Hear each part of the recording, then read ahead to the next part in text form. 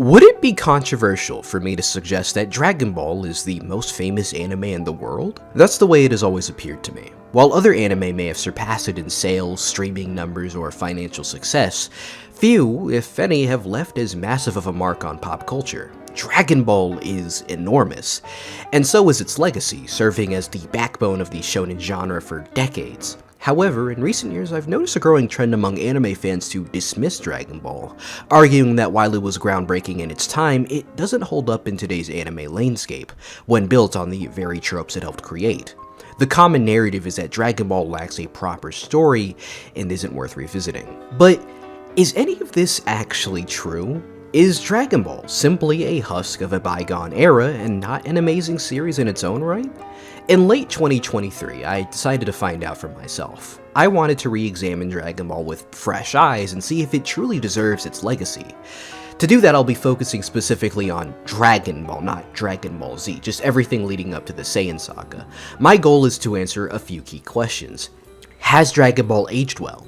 Does it still hold up? And most importantly, is Dragon Ball even good?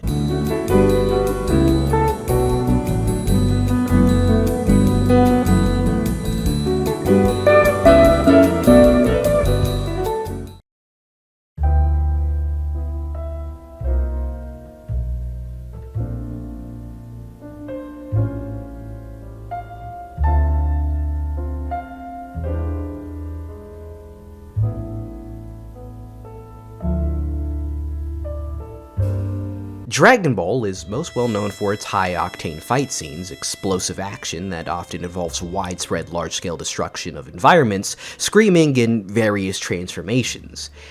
And yet, Dragon Ball wasn't defined by any of that, at least when it started. In fact, Dragon Ball was initially a humble comedy manga, a spiritual continuation of mangaka Akira Toriyama's previous work, Dr. Slump, which is more of the same. Just this time, it'd be inspired by Hong Kong kung fu movies and Chinese folklore. In particular, Dragon Ball takes heavy cues from Journey to the West. This influence is immediately apparent in the story's foundation, a group of travelers embarking on a quest to retrieve a mystical artifact. In Journey to the West, the goal is to recover sacred scriptures, while in Dragon Ball's early arc, the protagonists search for the legendary Dragon Balls. The character parallels are even more striking. Goku is the most obvious example, as his full name, Son Goku, is the Japanese transliteration of Son Wukong, the mischievous Monkey King from Journey to the West. Other characters also bear similarities to Wukong's companions. Oolong reflects Zhu Bajie, the pig demon, while Yamcha loosely mirrors Shao Jing, the river ogre turned ally. This heavy Journey to the West influence extends beyond just characters. Much like Journey to the West, the story follows a group of people embarking on a quest that leads them into various ridiculously bizarre situations. In Dragon Ball's first arc, often called the Hunt for the Dragon Balls arc, Goku, while living in isolation, meets Bulma, a 16-year-old girl searching for the 7 Dragon Balls. Using a mix of persuasion and coercion, she convinces Goku to join her on her journey to gather them. As legend states that once all 7 are collected, the mystical dragon Shenlong will appear and grant any wish. Bulma, with the power to get anything she desires, of course more than anything desires a boyfriend.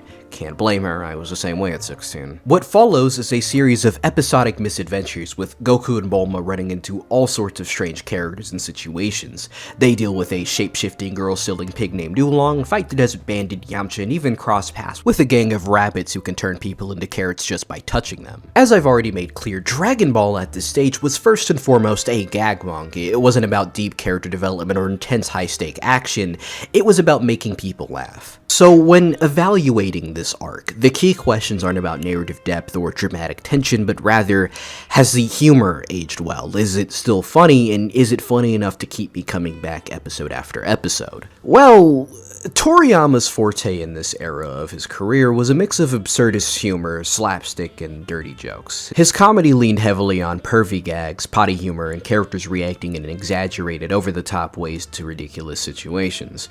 Initially, much of the comedy is derived from Goku being a fish out of water, and Bulma being the one who has to keep him out of trouble, and Bulma being a teenager. The two bounce off of each other very well, and I have to admit, though I wasn't laughing that hard at a lot of these jokes, there were quite a number of moments where the show at the very least got a pretty decent chuckle out of me. Like Bulma initially being pretty nonchalant about giving Goku a bath or him sharing the room with her because she's under the assumption that he's a little kid, because truthfully he does kind of look like one. Only for him to reveal he's actually 14, 2 years shy of Bulma, who is 16.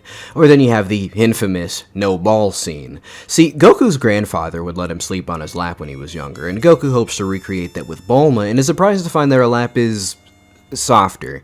He decides to investigate and, yeah. Later on, we're introduced to Oolong, who solidifies himself as the third main member of our cast. Oolong's whole thing is that he really doesn't want to be a part of the squad, and he's perverted. I will say, Toriyama got me good when I realized Oolong's main outfit is the Chinese Communist Party uniform, making him a literal communist pig. Very subtle visual pun. There really isn't much to say about Oolong. He really isn't that interesting of a character, and aside from the visual of a pig Mao Zedong hanging out with the hope of the universe, I don't think there are too many memorable jokes with the character. There was that time he attempted to drug in do things to Bulma, but that very clearly wasn't meant to be funny. I do find it interesting how we're meant to just forget about the fact that he tried this, though. I don't care if Oolong's like 9 years old. Put that pig in super jail! Speaking of that episode, it is a little bit before this that we're introduced to our last of our recurring cast members, Yamcha, and his little sidekick, Puar. Yamcha's whole gimmick is that despite being this badass fighting bandit, he's scared of women and he hopes to gather all the Dragon Balls to wish that fear away. He's just like me, for real. Going back to the chapter I mentioned a moment ago with Oolong, I think this has the funniest Yamcha moment by far, though him getting bounced off of the panels of the manga is a very close second. I found the gag of Yamcha and Puar trying to take the squad's Dragon Balls the first time pretty funny, particularly when Yamcha mistakenly assumes the balls were hidden underneath some covers, unaware that in actuality what's underneath those covers is Bulma fast asleep and in the nude. What makes this funny to me is that we don't see him uncovering Bulma, we just see him approaching her, cut away to a gag between Oolong and Puar realizing that they've miscalculated and Yamcha is in some deep shit, then cut back and we see his horrified reaction after it's all said and done. The humor comes from the aftermath, which got a laugh out of me off of the what we don't see aspect of the bit. Shame Toei kinda messed up the punchline by showing the whole ordeal, the first instance in a long line of Toei fucking up the Dragon Ball anime, to be honest. Anyways, it's in between all this nonsense that the story often cuts away to this arc's main antagonist, the Pilaf gang, consisting of the small Emperor Pilaf, his canine enforcer Shu, and token girl Mai before she developed her Drake phase. As will be the case for the first couple of arcs in Dragon Ball, the role of the antagonist is less to serve as an imposing obstacle meant to push the main characters both physically and mentally, but instead, as this is a gag manga, facilitate laughs for funny moments. I wanted to spend more time dissecting this arc, but honestly, there really isn't much of a larger narrative here to analyze, just the small overarching basic plot points and the jokes in between. To tell you the truth, I've never really vibed with the humor of this segment of Dragon Ball. I think from a certain point of view, I can even see a lot of people coming away disgusted with the types of jokes present in the story, and fair, I mean, there's a scene where Bulma accidentally exposes her bare vagina to an old guy in exchange for the Dragon Ball. Personally, though, I'm not too picky about the type of humor you put in my face, so I've never been the type to get up in arms. I just understand that this may not be everyone's cup of tea. In fact, many would probably spit this out and start shouting slurs in anger. I think there's some decent jokes here and there. After the whole ordeal with Oolong, who'd been kidnapping young girls from a local village, there's all these concerns about what he might have been doing to them, only for everyone to discover they were living in luxury, and he was actually getting sick of them, hence why he kept going back to the village for more, to get a girl who wouldn't treat him like trash. Or hey, the aftermath of the bare vagina incident is honestly pretty good. Remember the no balls scene and how Goku took off Bulma's panties? When Bulma flashed herself, she had no idea Goku had done that, and ended up discovering when they returned to their base. I find Bulma retaliating by filling this poor 12-year-old with lead kind of chuckle-worthy. Maybe I'm alone on that hill, but by God will I gleefully die alone on it. There's this one joke from the anime that had me absolutely dying from laughter the first time I saw it. Late into the arc, the gang gets trapped in Pilaf's castle. The squad thinks they found themselves a little escape route, but end up in this bizarre situation where they're running away from this crystal ball, Indiana Jones style. This chase scene takes them all across the castle, doing so many insanely ridiculous things, but then there's this quiet moment where the group seems to have outran that son of a bitch, but are now faced with a curtain with a mysterious spherical object hidden behind. The scene is purely quiet for a couple moments. But then, the curtains reveal the crystal ball with a loud music sting to back.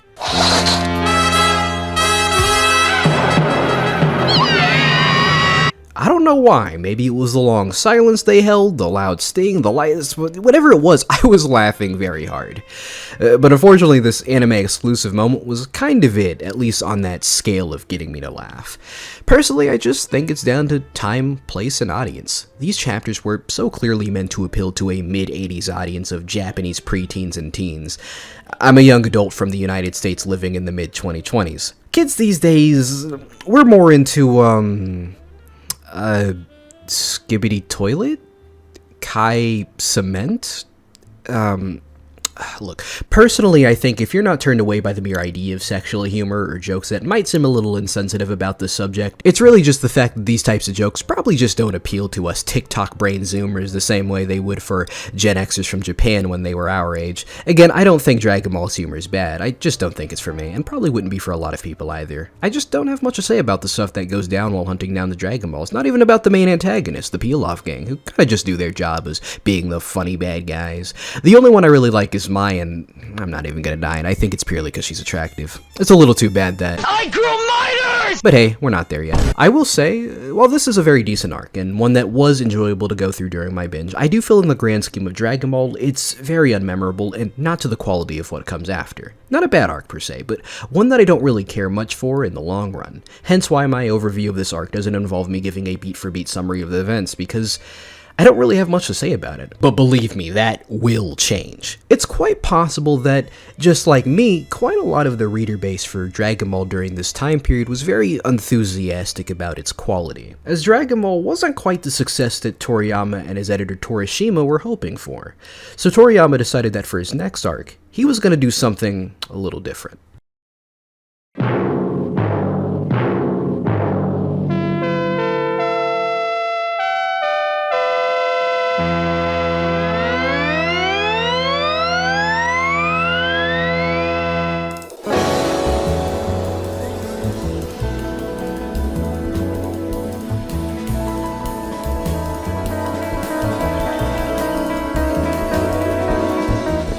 For his next arc, Toriyama was going to pull an old trick out of his playbook.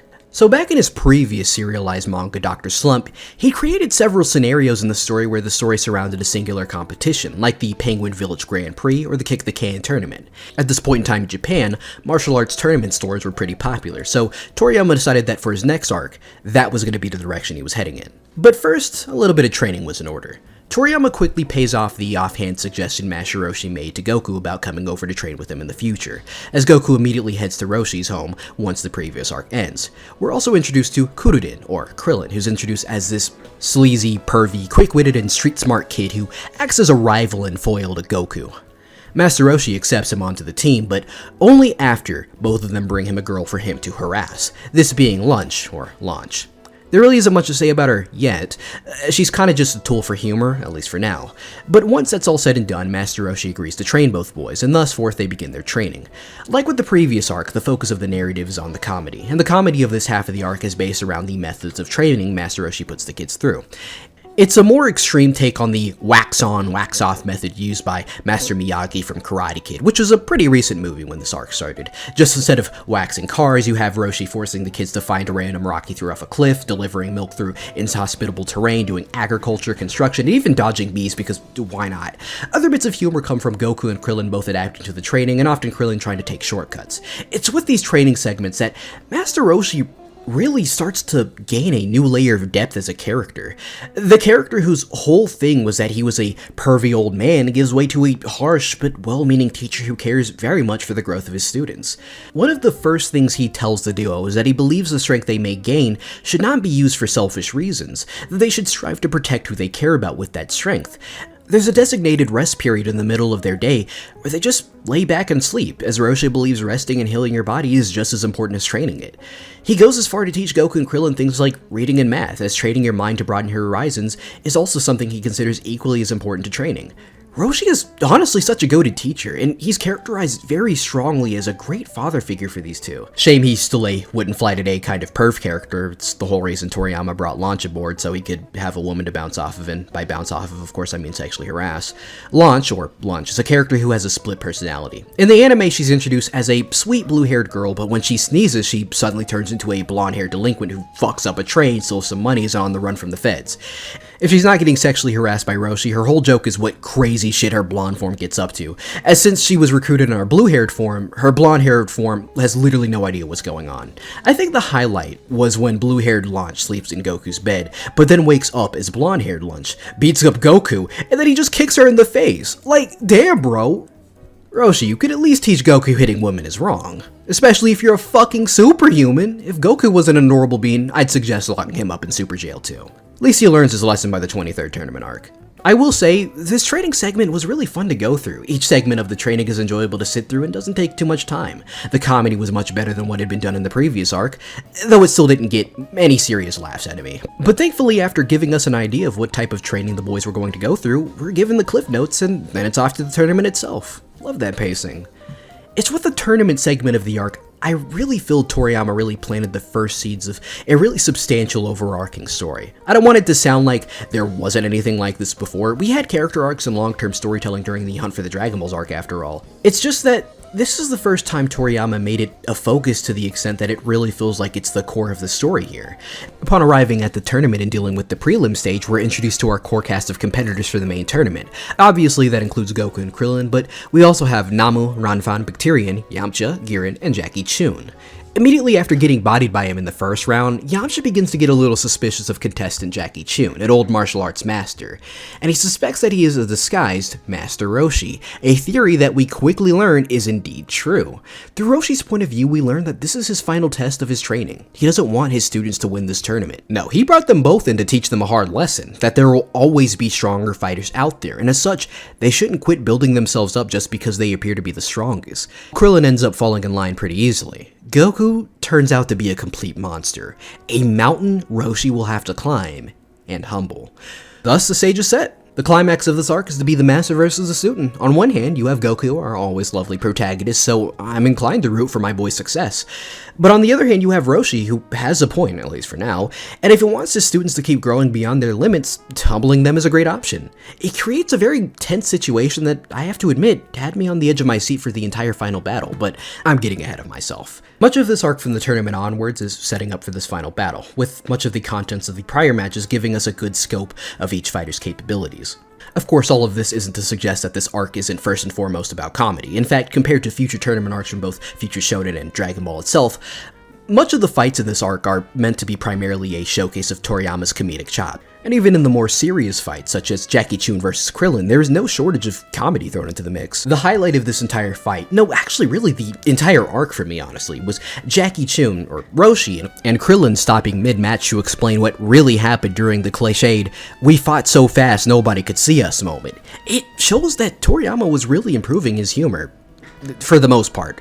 Fights like the one with Bacterian really didn't do it for me, as aside from Krillin winning because he isn't drawn with a nose, the fight lacked any really hard-hitting jokes, since pretty much all of them were just, this guy is your average shonen fan on Twitter. Then you have Namu versus Ranfan, where I suppose the humor is that Ranfan's last line of defense is to strip down to her underwear. I mean, my inner hormonal teenager likes it, but it's not because it's particularly funny. Otherwise, much of the humor from the other matches comes from the characters being surprised at Goku's monstrous capabilities, surviving things he really shouldn't, and bullshitting his way out of many situations he also shouldn't have.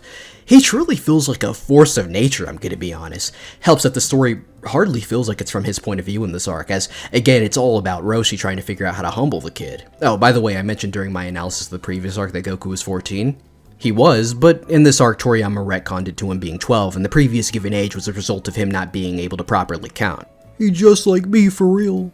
That being said, this arc stands in pretty stark contrast to many of the tournament arcs Dragon Ball inspired, or hell, any of the other tournament arcs in this very story due to its heavier focus on comedy. There really isn't much to dig into from a narrative standpoint outside of the stuff between Roshi and his students. The biggest exception is Namu's backstory. He's in the tournament because he needs the money to bring water to his remote village.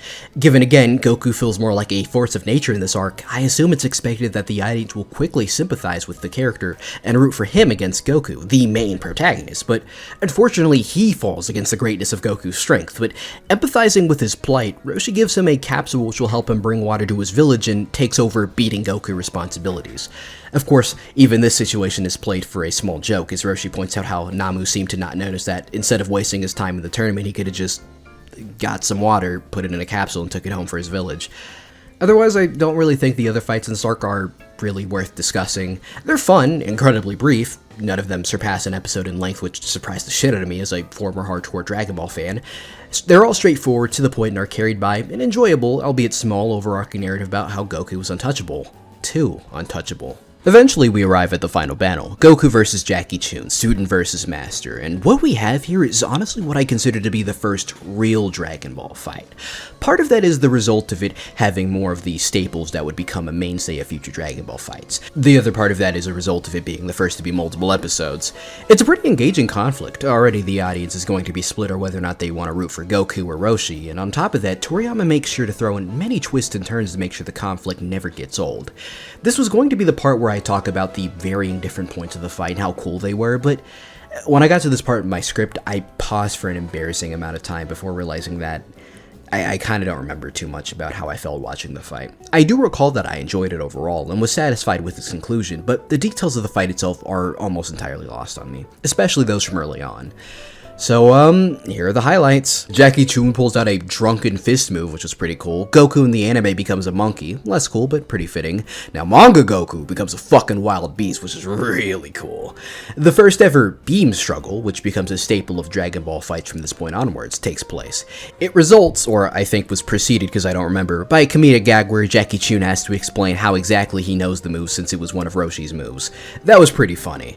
Eventually, it's pretty clear that Goku is just too strong. Roshi and him are practically evenly matched, so Roshi pulls out his trump card, this electric move that holds him in place, and it's so strong that if Goku doesn't give up, it'll eventually just kill him. Initially, Goku is stubborn, but doesn't want to give up, but eventually has no choice. Before he can, however, he opens his eyes to find the full moon above him, causing him to turn into an Ozaru, or a great ape. Oh, now that I think about it, I never mentioned that Goku could do that.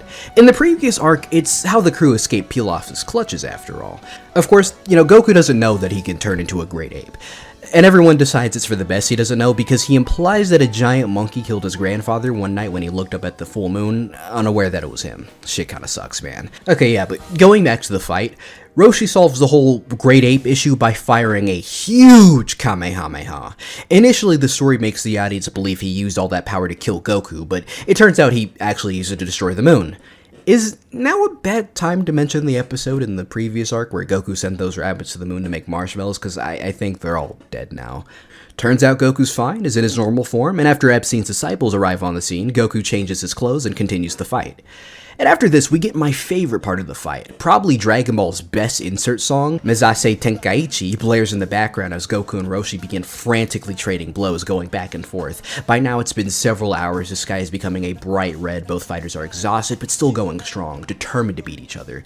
Goku, just cuz, and Roshi, still determined to prove to his student that there are stronger people out there. The only way to prove that is to beat him. Unfortunately, both competitors are still evenly matched. However, they're not quite even in height. Goku is significantly shorter than Roshi, so Roshi uses this to his advantage. He goads Goku into doing that little kung fu thing where they both trade blows at once, and due to Goku's shorter height, he takes significantly more damage than Roshi. But despite this, the blow given to him by Goku is still strong enough to keep Roshi down for a 10-second count.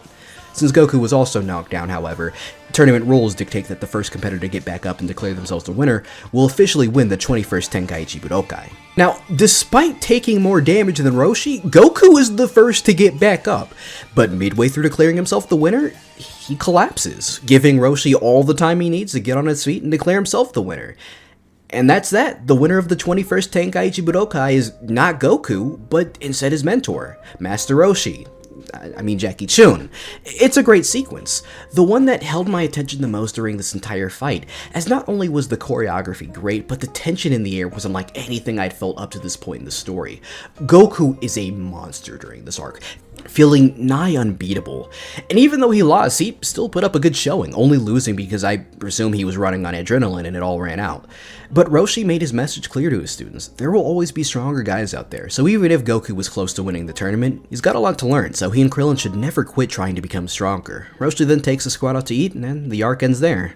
Ultimately, the 21st Tenkaichi Budokai proved to be a great step in the right direction for Dragon Ball. While the first arc certainly got the job done in being the humorous journey it wanted to be, the tournament arc swiftly pushed Dragon Ball to evolve to be more than just a fusion of Dr. Slump humor, Hong Kong action movies, and Journey to the West. Toriyama, in one arc, made Dragon Ball feel significantly more special than it was before. If you read the manga, you were treated to Toriyama's clear talent for great paneling, and this translated into the anime with its amazing choreography and its numerous fight scenes. A good sign of things to come in the future. Top that off with a greatly unique and very intriguing overarching narrative, and you have an arc that really manages to grab the attention of Shonen Jump readers in '85. Of course, if Dragon Ball were to exceed the popularity of Dr. Slump, then there was still work to do. Ultimately, the 21st Tenkaichi Budokai represents a strong move in the right direction for Toriyama as a storyteller. Of the story arcs that make up the first half of Dragon Ball, I think this is far and away the strongest of them. Not quite the best, and certainly not to the quality of future arcs in this very show, but still a fun and enjoyable arc. Plus, the tournament setting as showcased here truly set the stage for the future of shonen, with many others down the line taking the ball and running with it, particularly Yu Yu Hakusho in the early 1990s. But for now, Dragon Ball was to move away from the tournament setting into something a little more ambitious.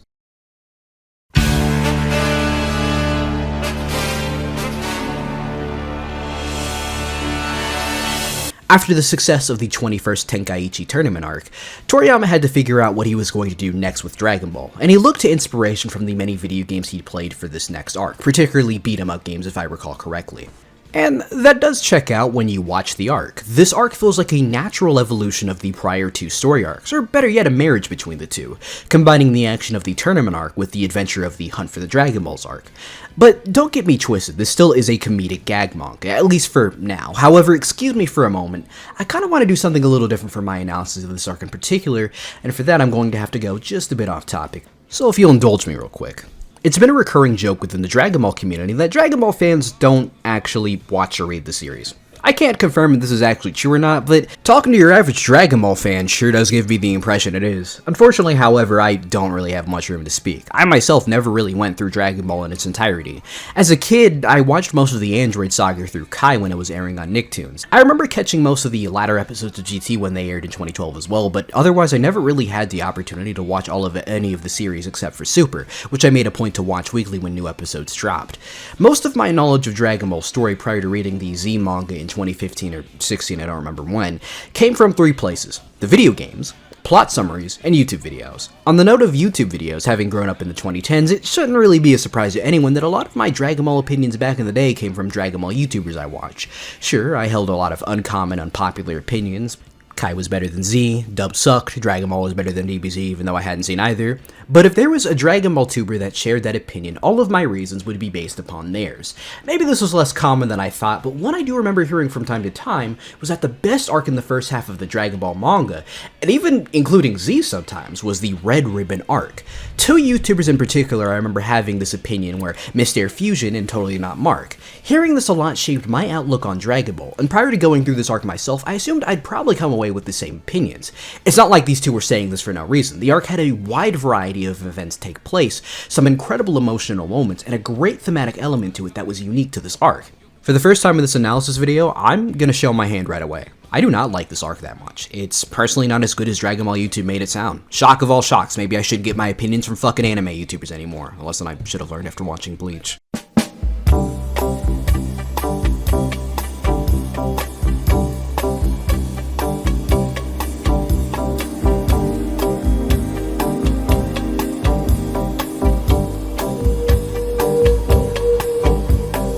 So, I suppose I do raise the question by saying everything I just said. What's so wrong with the Red Ribbon Army arc? What has it done to receive my ire? Is it a confusingly written mess that stumbles to do anything meaningful without losing me? Is it a plot hole ridden mess that can't go a single plot point without contradicting information it itself set up?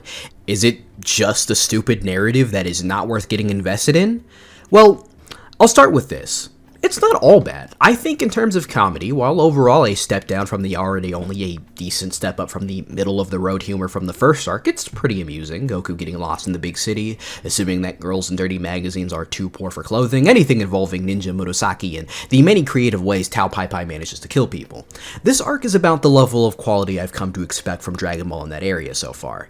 In fact, I'd say with the exception of a singular character whose whole existence feels like a poignant attempt to make the most poorly aged character in the history of the anime, this arc isn't really in your face with anything I think modern audiences would find gross. On the other hand, this is far and away the most ambitious storyline yet. It follows Goku, who in pursuit of the Dragon Ball that used to belong to his grandfather Gohan, which, he lost when the Dragon Ball scattered at the end of the first arc, he ends up butting heads with the military organization known as the Red Ribbon Army.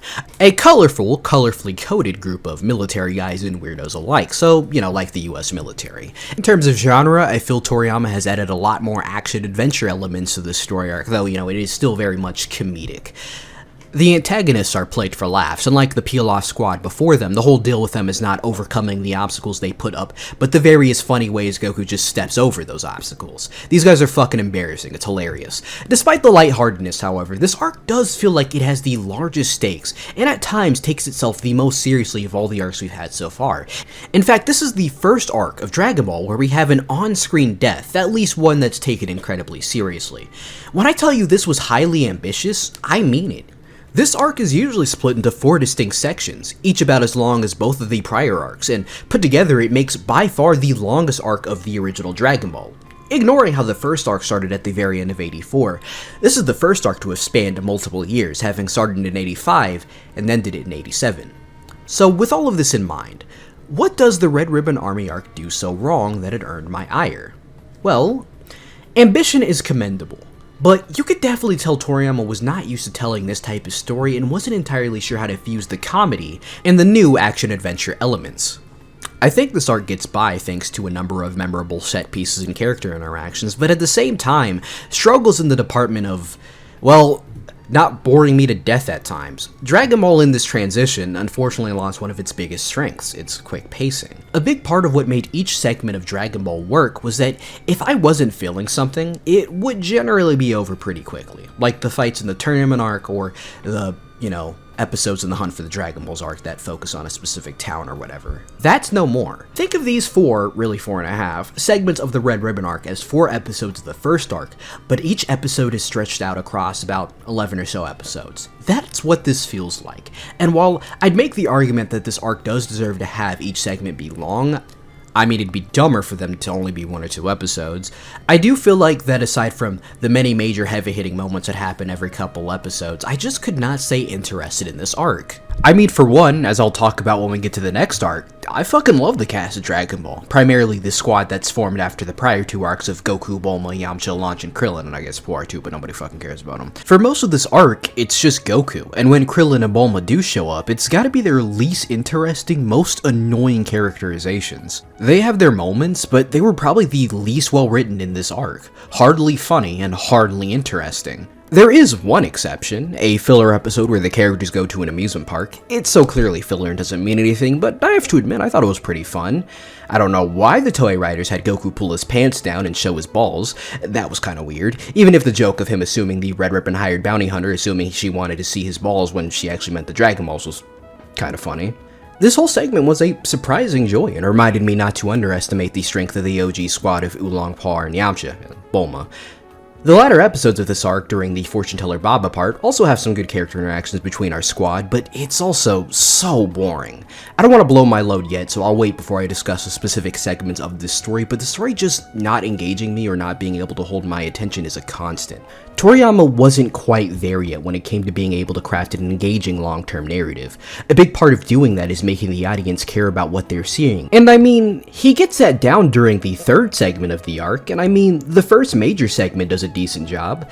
But you have to understand, even if action and adventure is the direction Toriyama has been taking the story in, this story is still first and foremost a comedy. These segments are set up with the intention of simultaneously getting laughs out of the audience, And I think overall, this mixed focus just stretches Dragon Ball thin. The comedy is as good as it's always been, which is decent, but it's not enough to really carry Dragon Ball for me, especially not in a scenario where it ends up feeling dragged out because of the larger episode count and the shift in focus of narrative priorities. Then on top of that, you also have the action-adventure stuff, which while interesting on paper, in practice is just not that interesting. Toriyama is at a point where he doesn't really know how to make it all work. And it doesn't help that, as I mentioned earlier, we're lacking that main squad of characters that Toriyama really spent a lot of time building up in favor of newer characters who kind of just serve the purpose of being tools to progress the narrative, like Upa, Bora, Sunol, and her family.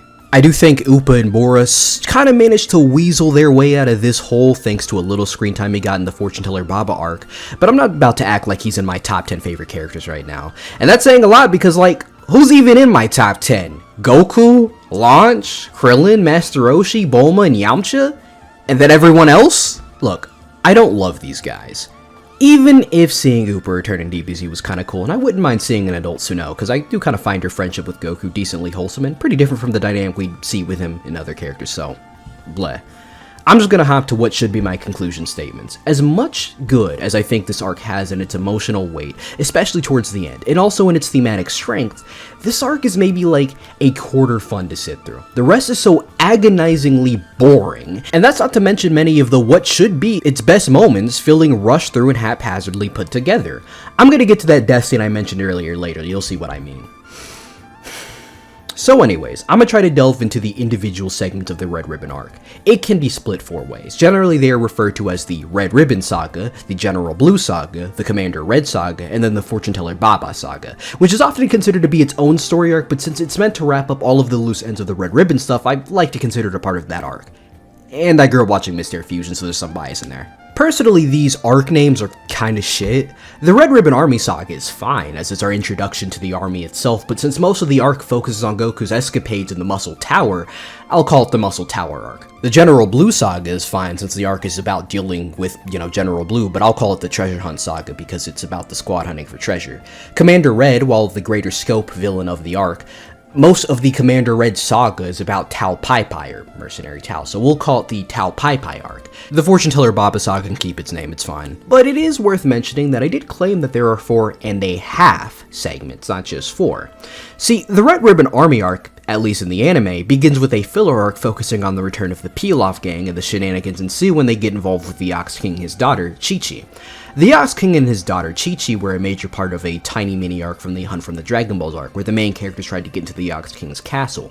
Goku ended up crossing paths with his daughter, and the two have, what appeared to be at the time, seemingly insignificant interactions, but a notable one included Chi-Chi asking Goku to marry her in the future, to which Goku agrees, though under the impression a bride is some sort of food. And before you say anything about that being true, she's 12. Yes, in spite of the design. I'm surprised I didn't actually mention this mini arc at all. Not for Chi-Chi or Ox King, who wouldn't really become a big deal until much later in this narrative, but because of the sheer amount of lore added to the story all of a sudden. We'd already known Goku had a grandpa named Gohan, but we learned that the Ox King and Gohan were both students of Master Roshi.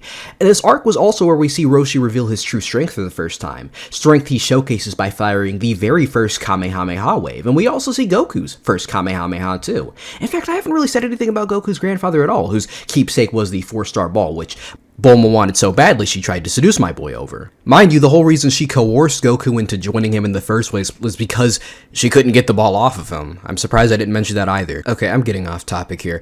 Toei brings back the Ox King and Chi-Chi for some good old filler episodes that primarily focus on the antics of the Pilaf gang, the hunt for the first Dragon Ball, and some glimpses into what becomes our first major foe from the Red Ribbon Army, this being the highly competent big muscle boy Colonel Silver. The filler arc spends a lot of time showcasing just how badass he is. Unfortunately, it turns out all of the scenes of him being badass were also filler, so all of that build-up is simply used as a joke to show how much stronger Goku is than him, with the punchline being him getting kicked in the gut after everything is all said and done and never showing up again. You might have noticed I skimmed this one, and that's because I didn't really stick around for the filler episodes. Even if these ones are built into the main story, I just wasn't interested.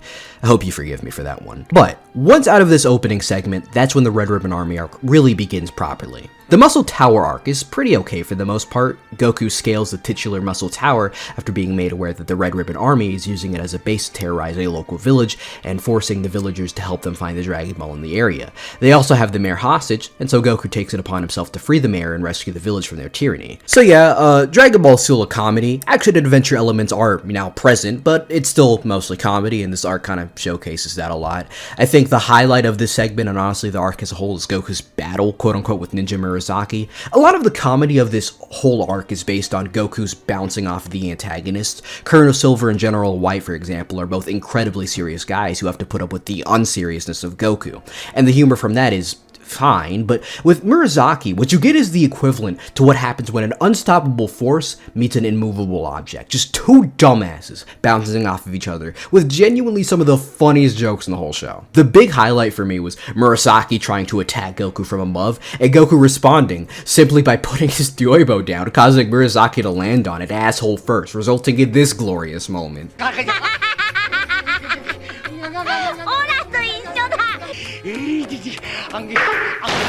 Another funny moment is when Murasaki tries hiding, but Goku discovers that he's very obviously hiding at the bottom of a pond, so Goku grabs a teapot and pours the contents down his breathing tube. Or Murasaki hiding from Goku, only for Goku to discover him so obviously hiding behind an American flag for some reason. Like, America isn't real in this world. What's Toei trying to say by doing this? This entire fight is comedy gold. Like, straight up, the funniest shit in the show so far. Like, I was laughing my ass off the entire time I was watching this, which, mind you, has never happened so consistently in the show.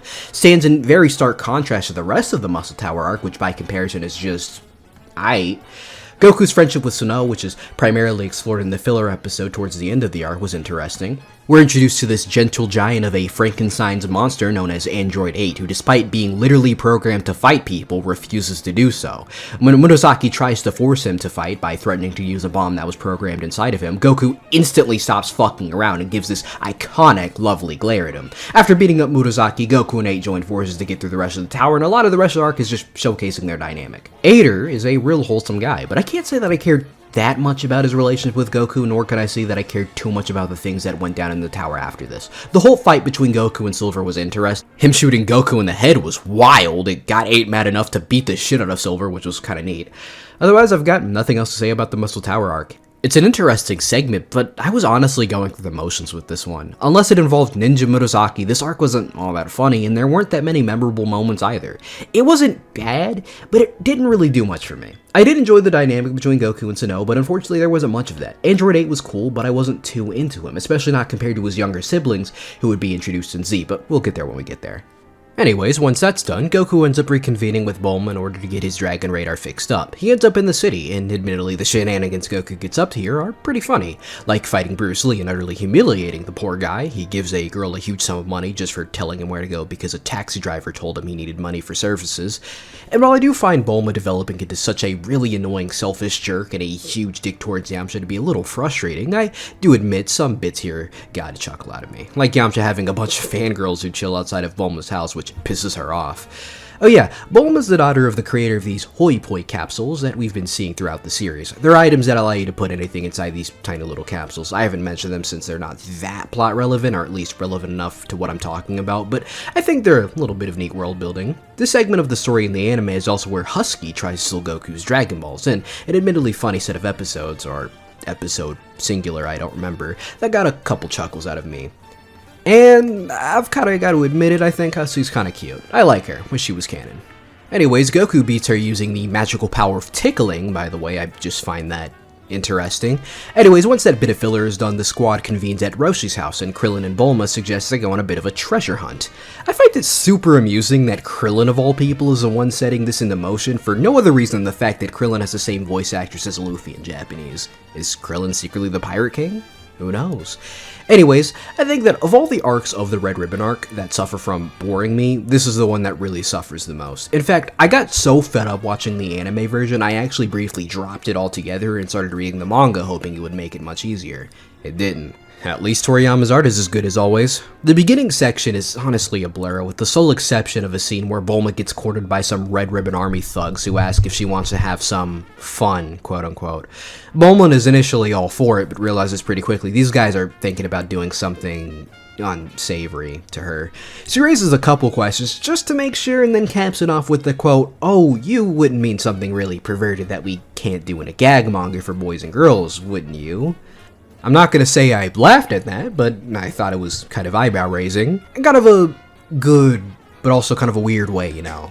I think it's interesting because it's, a fourth wall breaking joke, but we haven't had that many of those since I think the first arc. The main antagonist for this arc is General Blue, probably one of the most poorly aged, most problematic villains in the medium. Dude's design is clearly meant to evoke this image of the perfect Nazi Aryan soldier with blonde hair and blue eyes. And this is on top of him being a huge hodgepodge of gay stereotypes, from being incredibly feminine, germophobic, even pedophilic. Honestly, I'm not even mad. Personally, my beef with him is just that it's kind of not that funny. As I've been repeating, Dragon Ball at this point was still comedic, and a major part of that, outside of the tournament arc at least, has been the antagonist. We saw that with Murasaki and his antics with Goku, and we also saw that with Colonel Silver and, the guy at the Muscle Tower, whose whole dynamic with Goku was just Goku's idiocy playing off of their seriousness. General Blue is kind of just lame, personally. Personally, the only time this character I feel did anything remotely amusing was when Bulma started simping towards him and he shoot him away out of fear. To which she responded, "Phooey, he must be gay," causing Krillin to respond, "I didn't know there were gay bad guys." Genuinely a funny dialogue exchange, though definitely a product of its time. Surprisingly though, this is already a toned down version of a different version of the same dialogue where Bulma straight up calls him a... Yeah. It's a shame. I'm not inherently against this overly offensive walking 80s LGBT stereotype. I have no shame in admitting I found Ghost Story's English dub funny, and that's the epitome of 2000s offensive American humor. And hey, I've even found things like South Park funny, which is not too dissimilar. So I'm not inherently against this kind of stuff. But General Blue isn't that. And sure, there's a whole 2 decades and an ocean separating these works, but still, my point is that in principle, General Blue shouldn't suck, he just kinda does, because the jokes he has hardly lands. And as an antagonist, I never really cared too much for him otherwise. I hardly saw him as a threat Goku couldn't handle. He never forced Goku to grow and change, and he just kind of existed. As a whole, this pirate section is just a whole lot of nothing in my opinion, and I honestly don't even remember too much from it. Anyways, the rest of the arc happens, and somehow while chasing General Blue by himself, the two end up in an entirely different manga. Goku and General Blue end up in Penguin Village, the setting of Dr. Slump, Toriyama's previous manga. I find that really fascinating. I wonder what compelled Toriyama to briefly cross the 2 shows over. Also, I find it very interesting how in the anime version, it's pretty clear that General Blue and Goku went so fast during their chase scene that they both managed to cross into the Dr. Slump dimension, but from what I read of the manga, it appears they just ended up there, heavily implying, if not confirming, that Dr. Slump and Dragon Ball take place in the same world. Dragon Ball Super certainly acts like this is the case, though that raises a lot of questions about, given how serious Dragon Ball becomes as the manga progresses, what the Penguin Village guys are doing about, that stuff. Like when Cell's gonna blow up the Earth, or when Majin Buu kills everyone on Earth. It's like these develop into such opposing worlds, it's hard to me imagine they're in the same reality. Anyways, by far the best mini-arc of the Red Ribbon story arc is the Korin's Tower one. It's the first in the saga to do, well, a couple things. For one, it's the first time we have a really good end goal. Muscle Tower's main end goal of saving the mayor was one that felt out of focus as the mayor is such a minor background guy with no character. He's basically a narrative tool, so I hardly cared about the goal. Plus, Toriyama is more interested in showcasing the various action and comedic set pieces in the arc instead. On the other end, there honestly is no interesting end goal for the treasure hunting mini-arc aside from the possibility that the group might find treasure. Like, I'd be excited for the rich getting even richer. Moving on. So really, this segment could have done the bare minimum, and it still probably would have been better than anything that came before it.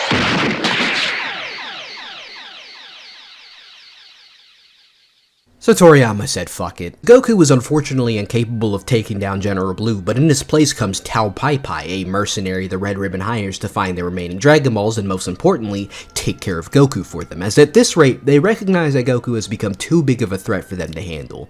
This leads us into the second to last section of the arc, and the final section of the Red Ribbon arc proper, the Karin's Tower segment. The Red Ribbon Army is searching for the Dragon Ball in this area surrounding this tower, which is guarded by an indigenous man named Bora and his little son, Upa. While Bora is strong enough to soundly defeat them by himself, when Upa gets kidnapped and is used as blackmail, Goku arrives just in time to save them. Turns out, the Dragon Ball the indigenous duo is protecting just happens to be the one Goku was looking for, the 4-star ball. Given Goku just saved them and his son's life, Bora has no issue handing it over to Goku, and And after this, Bora and his son quickly end up forming a very endearing bond with Goku. Unfortunately, right as they do, Tao Pai Pai drops by. Now the thing about Tao Pai Pai is that he isn't quite like the other antagonists we've seen up to this point. There's a very notable lack of comedy that comes with this character. Not to say that he isn't prone to creating moments of humor, but they often come from the utterly insane ways he finds to kill people, such as murdering General Blue by lobotomizing him using his tongue. The entire point of this character isn't to be some guy that Goku can bounce off of the same way prior goofy antagonists were, and this is made abundantly clear in their first encounter. I have long since been familiar with the plot of Dragon Ball. After all, I spent years combing through different plot summaries, watching YouTubers do retrospectives on the story, and of course, I played through pretty much all of Revenge of King Piccolo as a kid. I don't doubt part of the reason I remember Tao Pai Pai's name, I mean, it was Mercenary Town in the game, but details, is because he was one of the most challenging bosses in that game. At least, to a 7-year-old me. I always knew the story went that Goku loses his first fight with Tao Pai Pai and comes back stronger than before in their second fight. But somehow seeing Goku lose this fight, and not just lose, but get absolutely washed, caught me off guard as if this was my first time seeing this story play out. Goku has lost fights before, but in the few cases this has happened, he was either held back by outside circumstances such as hunger, or he just barely failed to win, such as the case in the fight with Jackie Chun. Otherwise, Goku has been a one-man army, taking down pretty much every opponent he has ever been matched up against with little trouble, especially in this arc where he's easily obliterated huge swaths of Red Ribbon soldiers, cutting through them like he was slicing bread. Sure, he might get put in a position where he'll struggle just a bit, but not only does he come out of the other side looking stronger than ever, situations like that are incredibly rare for the character, who otherwise rarely struggles. So when Tao Pai Pai pulls up and not only defeats, but completely embarrasses Goku, dude, it's completely fucking shocking. Tao Pai Pai does not give Goku an inch. All of his attacks are effortlessly dodged and countered with some insanely devastating attacks. And he's so disrespectful too. Like, one of the first hits he lands on Goku is when he just turns his head and swipes him out of the sky with his fucking ponytail of all things. He's got Goku crawling over the floor, desperately trying to fuck with his footing, and look at this, bro's tap dancing on this little nigga. Like, he can literally just step back, get away for his safety, but he chooses to fuck with him mentally, getting all up in his mind. He even steps on his foot so he can't get away. When Goku appears like he'll be mounting a huge comeback by firing the biggest Kamehameha he can muster, Tao Pai Pai just tanks the fucking thing and counters him with this one smaller energy beam known as the Dodonpa, which fucking obliterates Goku, and then he just fucking leaves. I mean, yeah, he takes Goku's bag of Dragon Balls with him as well, but goddamn, I still remember sitting there watching this, mouth wide open like this was my first time ever seeing this fight. Like, I don't think I'd ever seen an anime character get styled on this badly, no less Goku at this point in his career. It goes without saying, but it sets Pai Pai up to be seen as a formidable foe, the first real challenge for Goku. Even if Jackie Chun was a tough nut to crack, Goku hardly took that fight seriously. But with Pai Pai killing Upa's father right in front of him, Goku gets the most serious we've ever seen him, which sets a good precedent. Anyways, Tao Pai Pai fucks off with the balls, leaving poor Upa to bury both his father and the kid who tried to avenge him. Since his clothes are all messed up thanks to tanking the Kamehameha, Pai Pai doesn't plan on handing over the Dragon Balls until he's got his clothes back.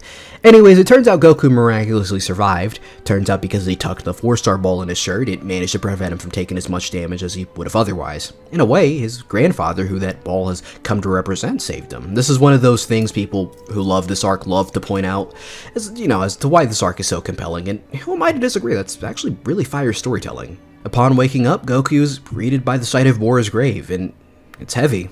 This is the very first on-screen death in Dragon Ball, and it's shocking.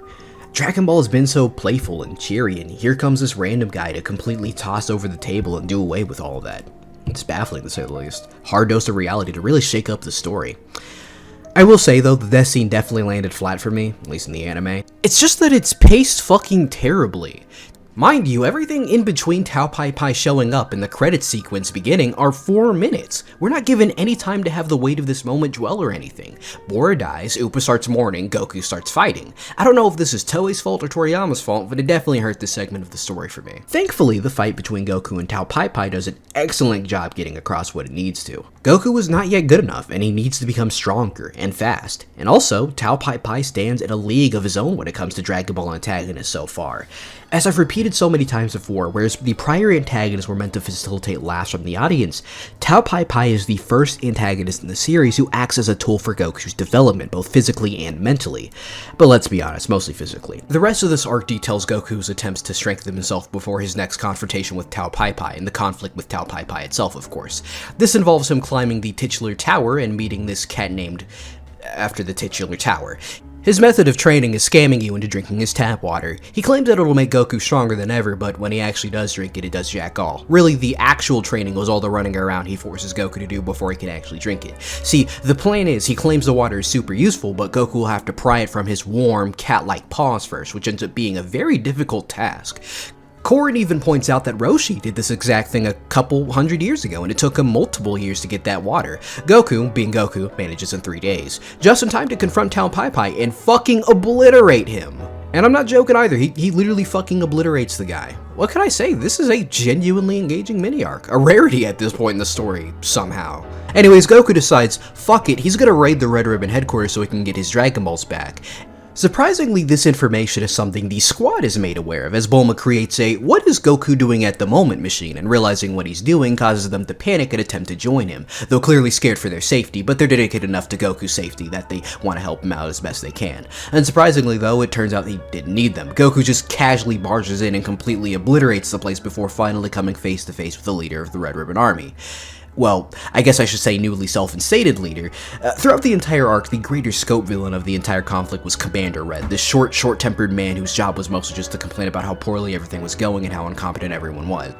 While he explained that the reason he was gathering the Dragon Balls was so the Red Ribbon Army could conquer the world initially, right before Goku arrives, he let slip that in actuality he wanted them so he could have his wish of being taller, be granted. Safe to say, Staff Officer Black, who recently had been the butt of Red's mistreatment, doesn't take this well and fucking kills the guy. Well, anyways, Goku arrives to fight Staff Officer Black. After some failed negotiations, the two start to fight, and it goes about as well as you'd expect. Eventually, Goku's able to kill the guy, and thus ends the conflict with the Red Ribbon Army. So you might think the arc is over, right? Well, actually, no. Goku convenes with the squad, who arrive too late to do anything of use. Upon doing so, he realizes that he's still missing a Dragon Ball, but it's also not showing up on his radar. Master Roshi suggests getting the help of Fortune Teller Baba to help them find this last Dragon Ball, as apparently she knows just about everything there is to know. So the squad goes out to find Baba to ask the question, only for her to reveal that asking Fortune Teller Baba a favor itself costs a fortune. But thankfully, they don't have to pay her $1 bajillion if they don't want to. Instead, they could fight her 5 mysterious fighters. So Goku and the rest of the squad, Krillin, Yamcha, Puar, and Upa, join forces to fight our mystery opponents. This is often squared into its own little story arc known as the Fortune Teller Baba arc, but given it's a direct continuation of the events of the Red Ribbon arc, and where all of its remaining plot threads are concluded, I and many others consider it to be a part of it as a bit of an epilogue. For the most part, this arc is a quick return to the style we saw in the 21st Tenkaichi Tournament arc, with the arc focusing on a series of comedic fights. Honestly, I don't think this mini-arc is too bad. At least at first, I mean. The first 2 fights are actually pretty funny, returning us to the quality of the 21st Tenkaichi arc.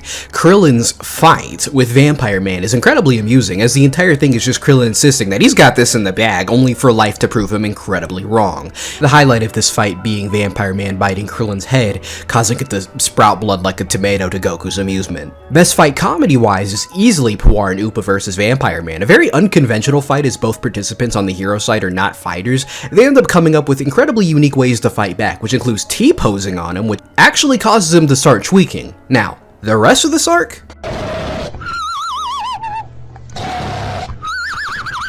I don't mind Yamcha versus the Invisible Man, but the only real memorable part of that to me is Bulma getting her top pulled off, which is certainly a thing that happens. Also, quick aside, but I noticed while editing it that there's a literal freeze frame of Bulma's, titties, and my brother is killing someone in the background. Can I record in peace, for the love of God? But everything after this until the final match is a complete blur. I'm just gonna skip everything until the final match because the final match is actually fire. It pits Goku against this mysterious masked fighter. Good choreography, an interesting mystery as the audience is meant to question who exactly this masked man who seems to know Goku is, and it's one of the more tense in the series as this is only now the 3rd time time Goku's ever really struggled in a fight. Honestly, I might actually say it's the second, because in the Jackie Chun fight, Goku would get knocked down, but he always got back up with a smile, always ready for more. While he isn't getting beaten nearly as bad as he did by Tao Pai Pai earlier in the arc, Goku finds himself struggling to keep up with this masked man who seems more than ready and more than familiar with his fighting style. Roshi notices this and feels that he might have known this guy from somewhere. By the end of the fight, Goku was all but defeated, and this masked man grabs Goku's tail, forgot to mention that's Goku's weakness, and starts throwing him around. So hard, in fact, he ends up ripping his tail straight off. Anyways, I'm gonna cut to the chase. This masked man is Grandpa Gohan, the man who raised Goku until he accidentally killed him, but, when he became a great ape. And when Goku realizes this, man, putting aside all issues I have with this arc, this hurts. But in a good way. Just seeing Goku brought to tears, overjoyed to see his father figure for the first time in so long, it's such a huge contrast to how Goku's usually portrayed. It's quite a sight. Goku this entire arc has been chasing down the last remaining memento of his grandfather, and at the end is forced to give it up for the greater good. But in pursuing the greater good, he's rewarded by actually getting the chance to reunite with his grandfather. Oh, you might have asked how this is even possible if Gohan is dead. Well, Baba can bring people back to life, from the world of the dead temporarily. That's cool. Also, she's Roshi's sister, I forgot to mention that. Anyways, I've got nothing more to say about this scene. After some more shenanigans involving the Peel-Off gang, Goku and Upa return to Karin's tower, revive Bora, an incredibly heartfelt scene. Goku manages to recover his grandfather's ball before it could scatter across the world. After this, as a request from Master Roshi, who Goku had long since surpassed in this arc, thus had nothing more to learn from him, Goku begins to walk the earth to further his skills before the next tournament. Meanwhile, Krillin resumes training under Roshi and Yamcha joins, and the three all resolve to meet again in 3 years for that tournament. The anime marches on with a short filler arc about Goku's journey across the world. I started to watch it, but I got bored and chose to skip it. So, yeah, sorry Moshing Anime 3290. Maybe next time. So that's the Red Ribbon arc, a very ambitious arc that aims high but falls incredibly low in doing so. The main thing I commonly hear when people are praising this arc to high heaven are always in regards to its themes and its thematic value, but I always stress that as cool as themes are, they're nothing without an interesting and engaging narrative to back it. And that's where I feel this arc falls flat. A good story in stages, but one that consistently underdelivers and represents a low for the original Dragon Ball as a whole to me. I don't really know if this arc was at all pivotal in the growth of the popularity of Dragon Ball, but I can assume it probably was. More importantly though, the arc wrapped up the first half of Dragon Ball in a pretty neat bow, all things considered. However, despite Dragon Ball doing a lot better than it had been doing before, it was clear that Toriyama and his editor Torishima weren't quite satisfied with what had been done up to this point. Rounding out what was at this point several years of storytelling, Toriyama, now over a year of experience writing a much more serious, much more overarching narrative, found himself in a pretty interesting position. With all of the loose ends done, the story very subtly goes into a soft reboot, as previous loose ends have all been tied up, and the entire vibe of Dragon Ball is very abruptly shifted.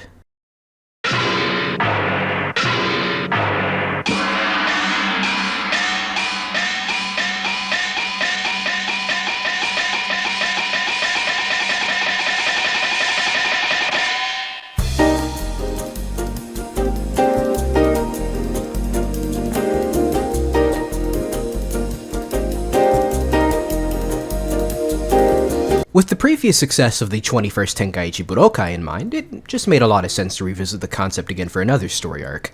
But this time around, Toriyama made a couple of adjustments to the format to make it stand far apart from the previous Budokai. The biggest difference is something that, on paper at least, should be incredibly obvious, but isn't quite as obvious as you might think.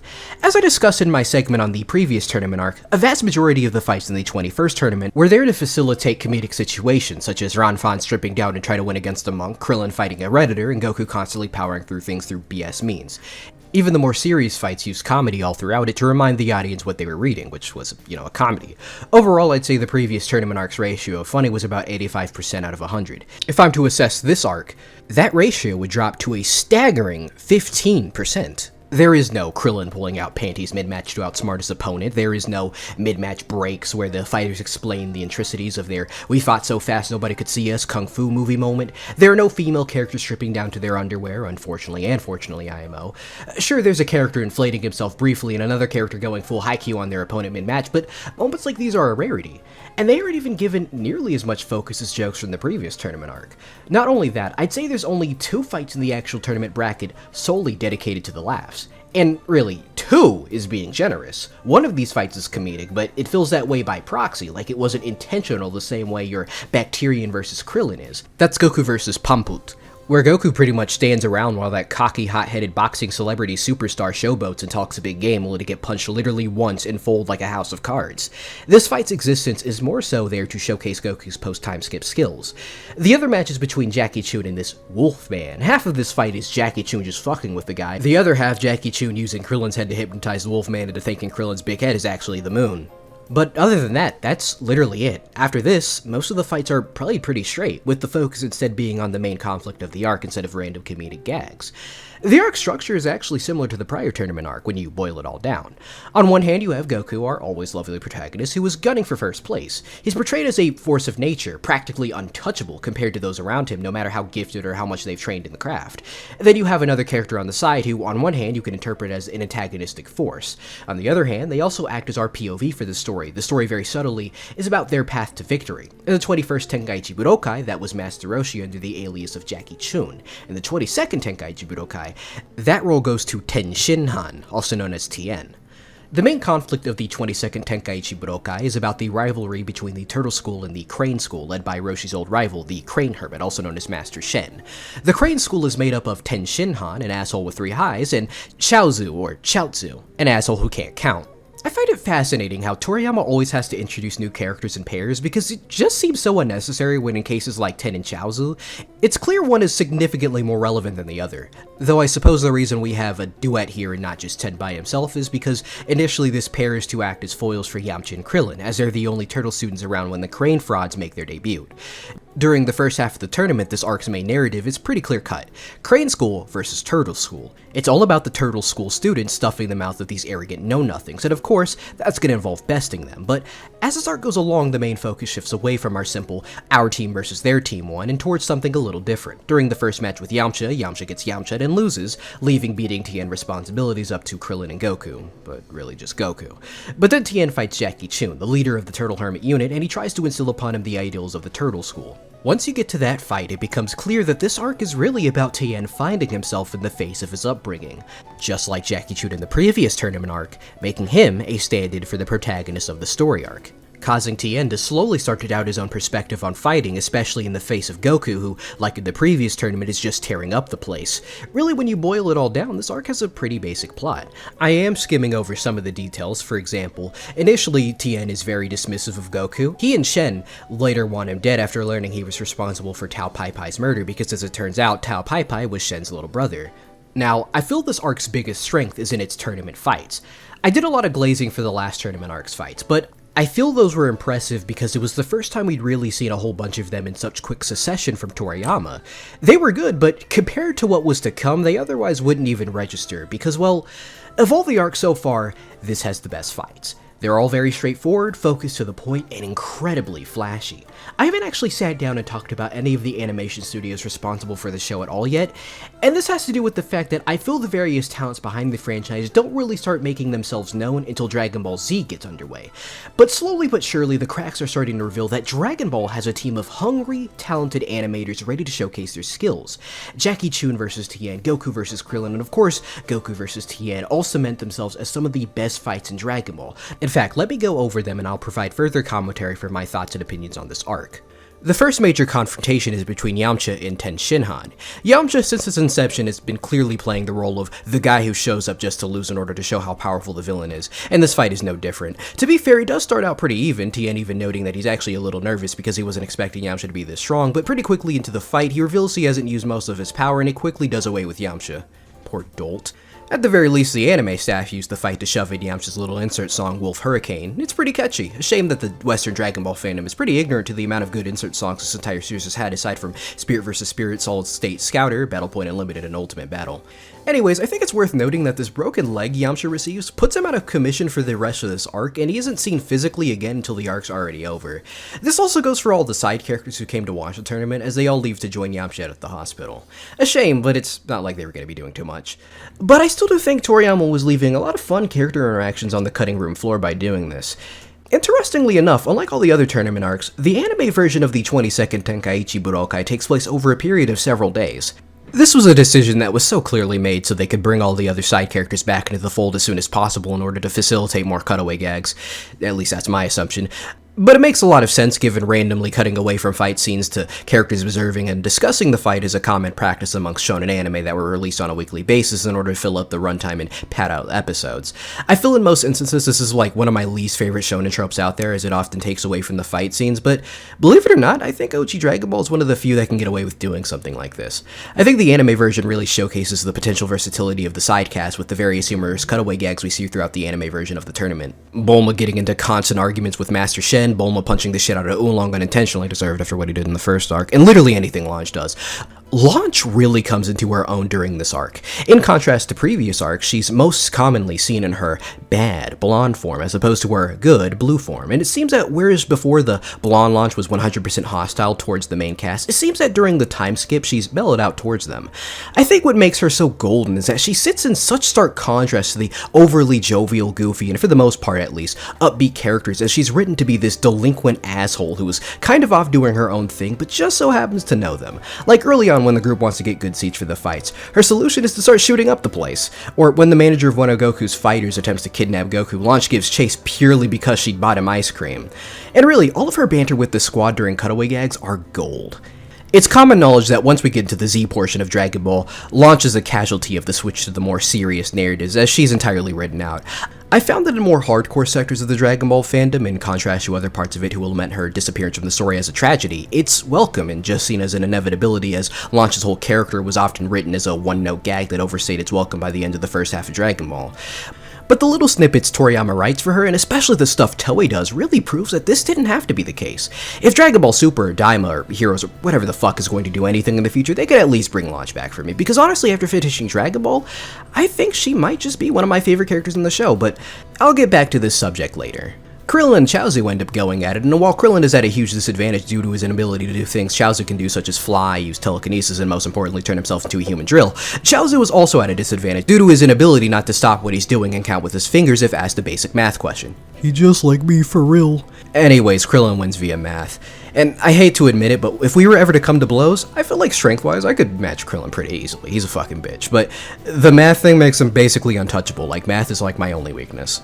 That being said, in our next match, we have Jackie Chun versus Ten Shinhan in our first semifinals match, and I have to say, this is when the tournament goes from already a pretty good step in the right direction, taking some nice hard lessons from the previous one, into absolutely great tier territory. This fight is all about Roshi in disguise trying to reach out to Tien and show him the ways of the turtle teachings. Roshi can very well see that behind Tien's attitude problems, there is a very skilled martial artist, and one who strives to be the very best at what he does. While Tien denies Roshi's teachings, even claiming he's training himself to be an assassin like Tao Pai Pai, Roshi constantly pushes against this. Ignoring the thematic element to the fight, the action in this fight is immediately put up there as one of the best fight sequences in the entire show so far. There are so many really cool set pieces from Roshi's after images,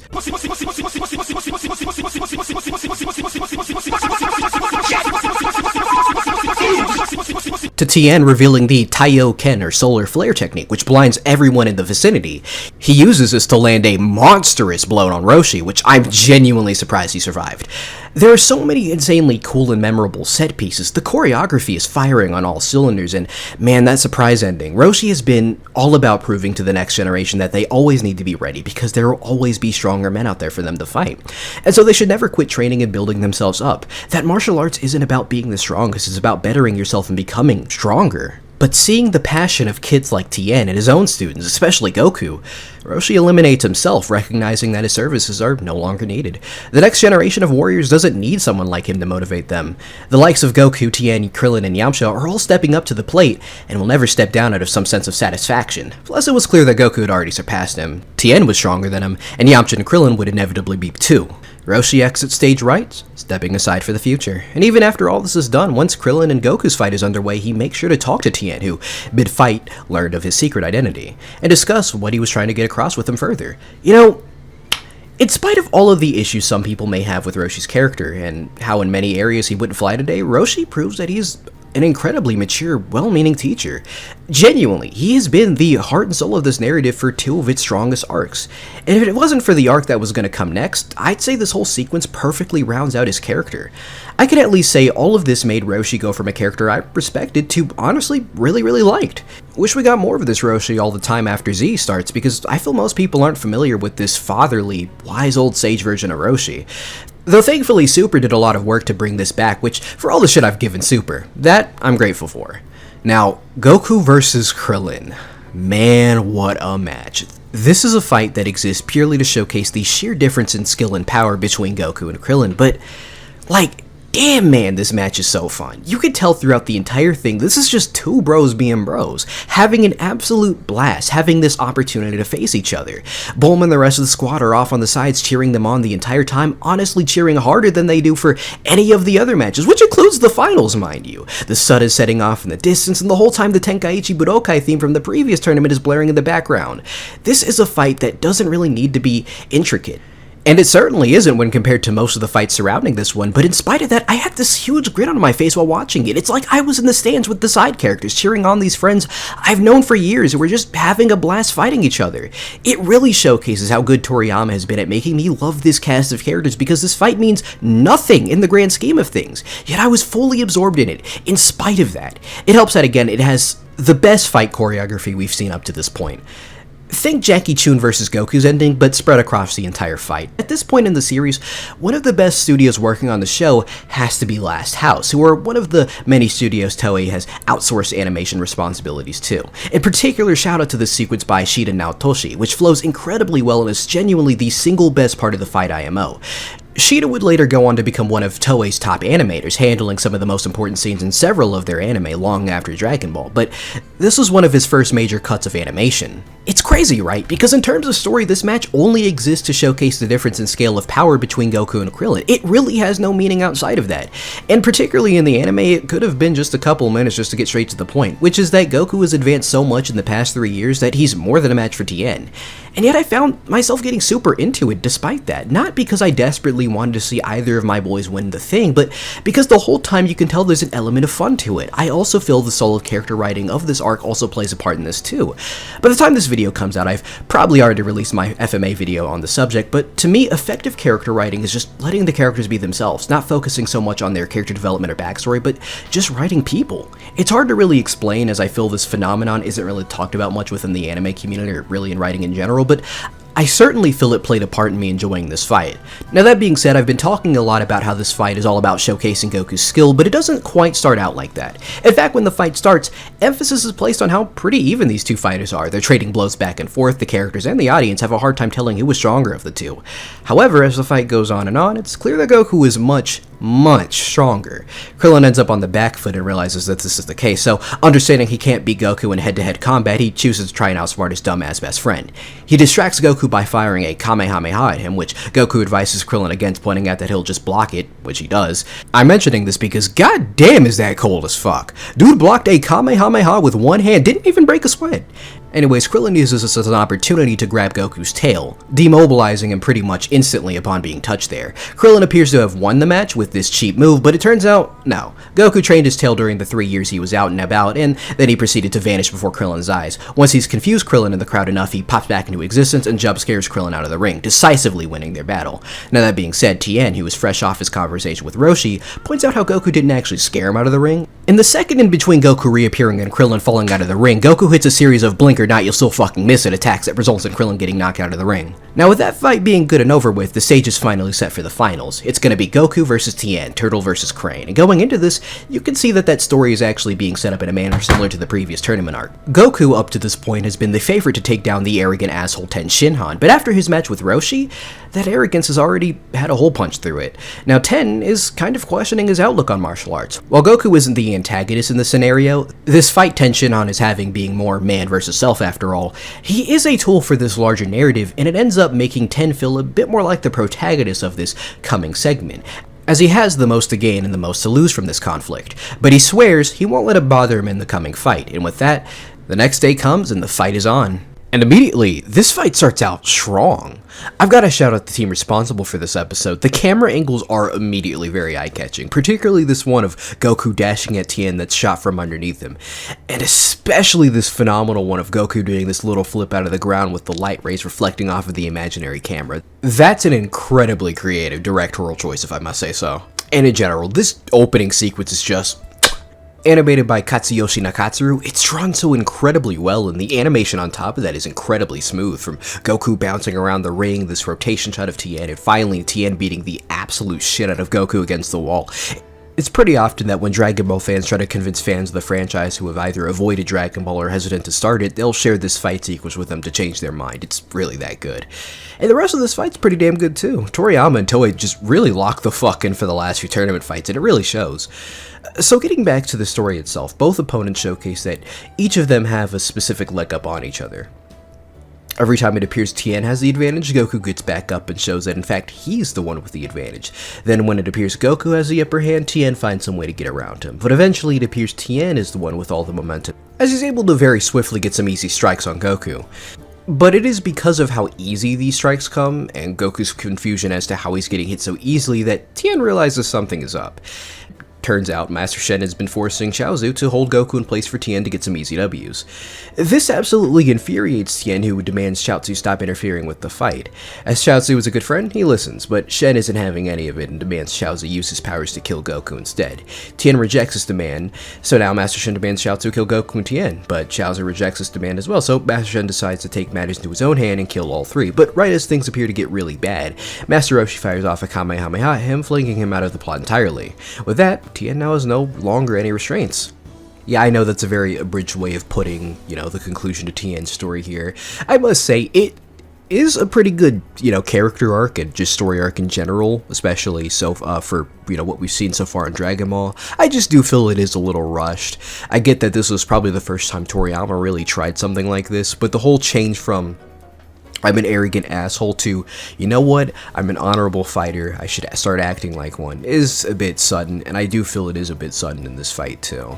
Anyways, with that, the momentum of the fight continues as it had previously been. Now that I think about it, this fight does have a lot of interesting set pieces. I think my favorite being when Goku counters Tien's solar flare technique by just grabbing Roshi's sunglasses. Because as it turns out, having sunglasses on completely mitigates the effects of the solar flare technique. Who would have thought? Later on, Tien goes out and pulls this multi-arm attack, which seems to have Goku against the ropes, only for Goku to go, that's a cool technique, let me try it out. And he mimics it pretty easily, I think, by creating after-images of his arms.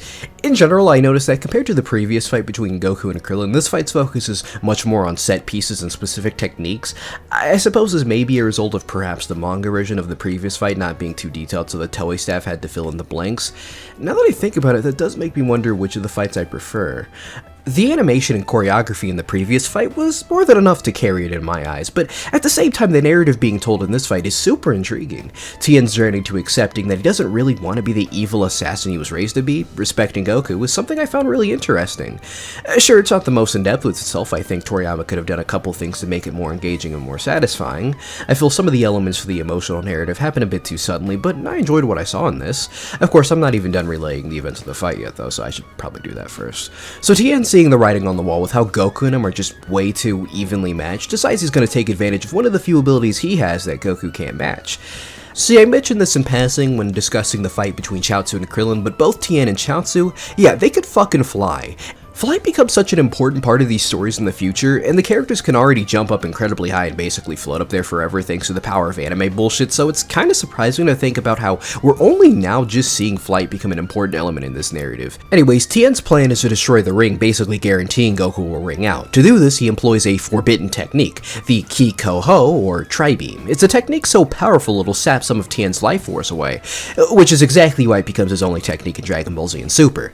As you can guess, this move is nothing to sneeze at. It does indeed destroy the ring, but after the dust settles, everyone realizes that Goku was nowhere to be seen.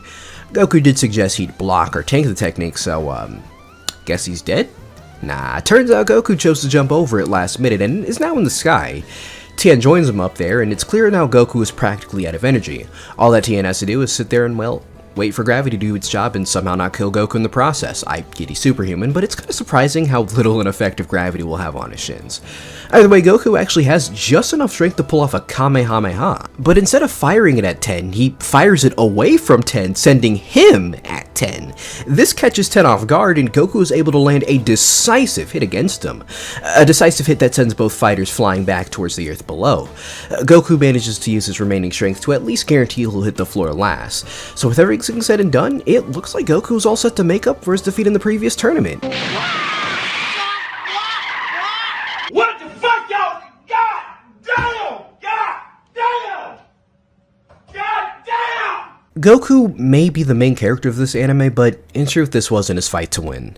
Tien was the one who needed this win more than him to really solidify his change in character, to prove that turning his back on the Crane Hermit's teaching was for the better.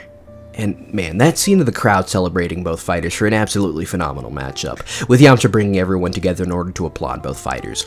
I don't even know what I should say about it. I really can't do this segment any justice, but I will say, it almost got me, I guess to me, it felt like the perfect culmination of this fight.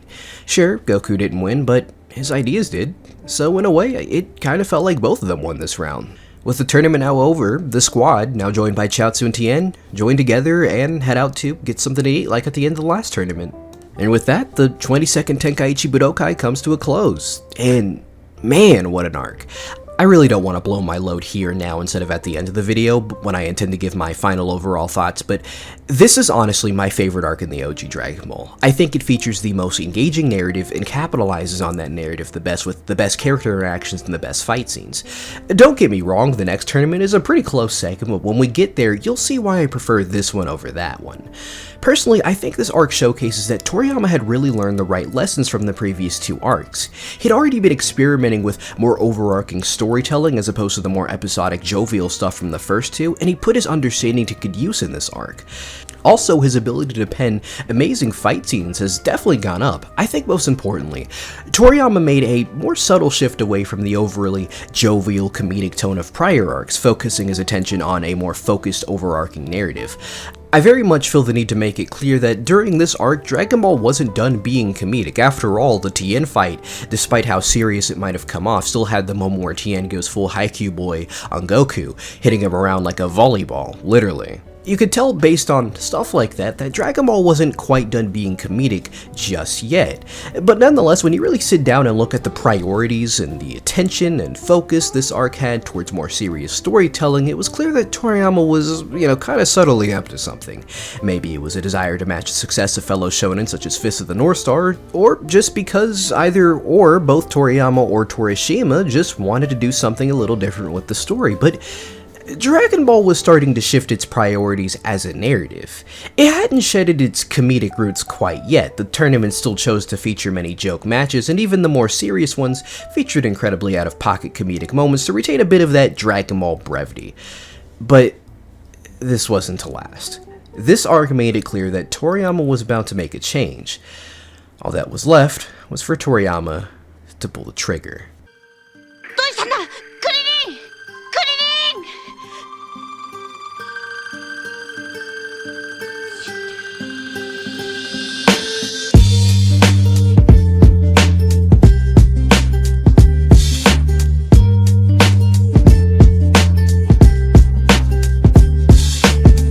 At the end of the tournament, Goku realizes that he left his Dragon Ball and Power Pole behind at the tournament grounds. Krillin decided to volunteer to go get them, which under any normal circumstances wouldn't really be a big deal, but something's off. Goku was unable to think straight, unable to even eat, until he leaps out to check out Krillin. It turns out his concerns were valid. Krillin's dead. The announcer tries to explain to Goku what happened, but Goku seems lost in a trance, momentarily unable to come to terms with what he's seeing. Krillin. His best friend. His best friend, whom he had a fun exhibition with not even a day before, is now lying there, lifeless, blood leaking from his mouth. Eventually, the whole squad shows up and they're equally as horrified. This appears to snap Goku out of his trance, and immediately, he's flung into a fit of rage. After hearing from the announcer exactly what happened to Krillin, importantly, learning that whoever did it stole the Dragon Ball Goku left behind, Goku immediately takes the Dragon Radar and sets off. Roshi demands Goku stop, but he doesn't listen. We don't see Goku's face as he furiously dashes off, but he's crying. And man, seeing Goku like this, it really hurts. As you could probably imagine from my description of the opening sequence of this arc, if the comedic focused nature of Dragon Ball wasn't already dead before, now here in this arc, it's completely buried, never to be seen again. Dragon Ball will still be host to comedic moments, but no longer is the story entirely built around comedy. Anyways, Goku's so enraged by Krillin's murder that it doesn't stick around for the big reveal, this being that Krillin was killed by a demon working under the Demon King known as Piccolo, also known as Piccolo Daimo. Roshi reveals that hundreds of years ago his master fought him and died sealing him away, in a cooking jar, just in case you didn't believe me when I said comedy wasn't quite dead in the series yet. Anyways, it's a result of this discovery that Roshi concludes very solemnly that Goku's probably gonna die. And unfortunately, even though he doesn't die, he's thoroughly trounced by this demon whose name we soon learn is Tambourine. I'm gonna take a step back and be 100% with you, my audience. Almost 30 pages into this script, and I've managed to bore myself to death writing this script. I'm just not a big fan of this format I've somehow fallen into, of just kind of summarizing the events and giving my thoughts here and there. I'm just not really the biggest fan of doing stuff like that personally. So, to make this segment a little more interesting for me to write and give you a perspective maybe you're not familiar with, I'm going to instead, for now, focus on the fandom's perception of the Piccolo arc. So I'd like to believe that there's two schools of thought when it comes to discourse surrounding this arc. On one hand, given it is the very first arc to go all in on the more serious, action-heavy storytelling we commonly see in Dragon Ball Z, even starting many of the common plot tropes like Goku getting knocked out early in the arc, doing a little side quest while the other characters do the actual heavy lifting, and then showing up again at the very last minute to save the day, this arc gets a lot of praise from fans, and for many, is the moment OG Dragon Ball really clicked with them. Then you have the more hardcore sector's attitude, which is much more negative. The common train of thought is that the arc has too many issues from a storytelling perspective, particularly with the amount of plot contrivances, but also the arc just in general feeling like a lesser version of the Red Ribbon Army arc. Great examples of this include, again, Mystere Fusion and Totally Not Mark. And I definitely see where they're coming from. Like, immediately at the start of the arc, Tambourine immediately eliminates Kinton, Goku's flying cloud, and is considered dead in spite of the fact that it was established in the Red Ribbon arc that Kinton can't die. This was obviously done so Goku couldn't just zoom around however he saw fit, but it comes at the cost of consistency. Later on, Goku squares off against the main antagonist of the arc, Piccolo himself, and gets obliterated. The fight ends with his heart stopping after a particularly brutal attack, and Piccolo is able to confirm that indeed his heart was stopped. Only, it turns out that it only stopped temporarily because, well, just 'cause.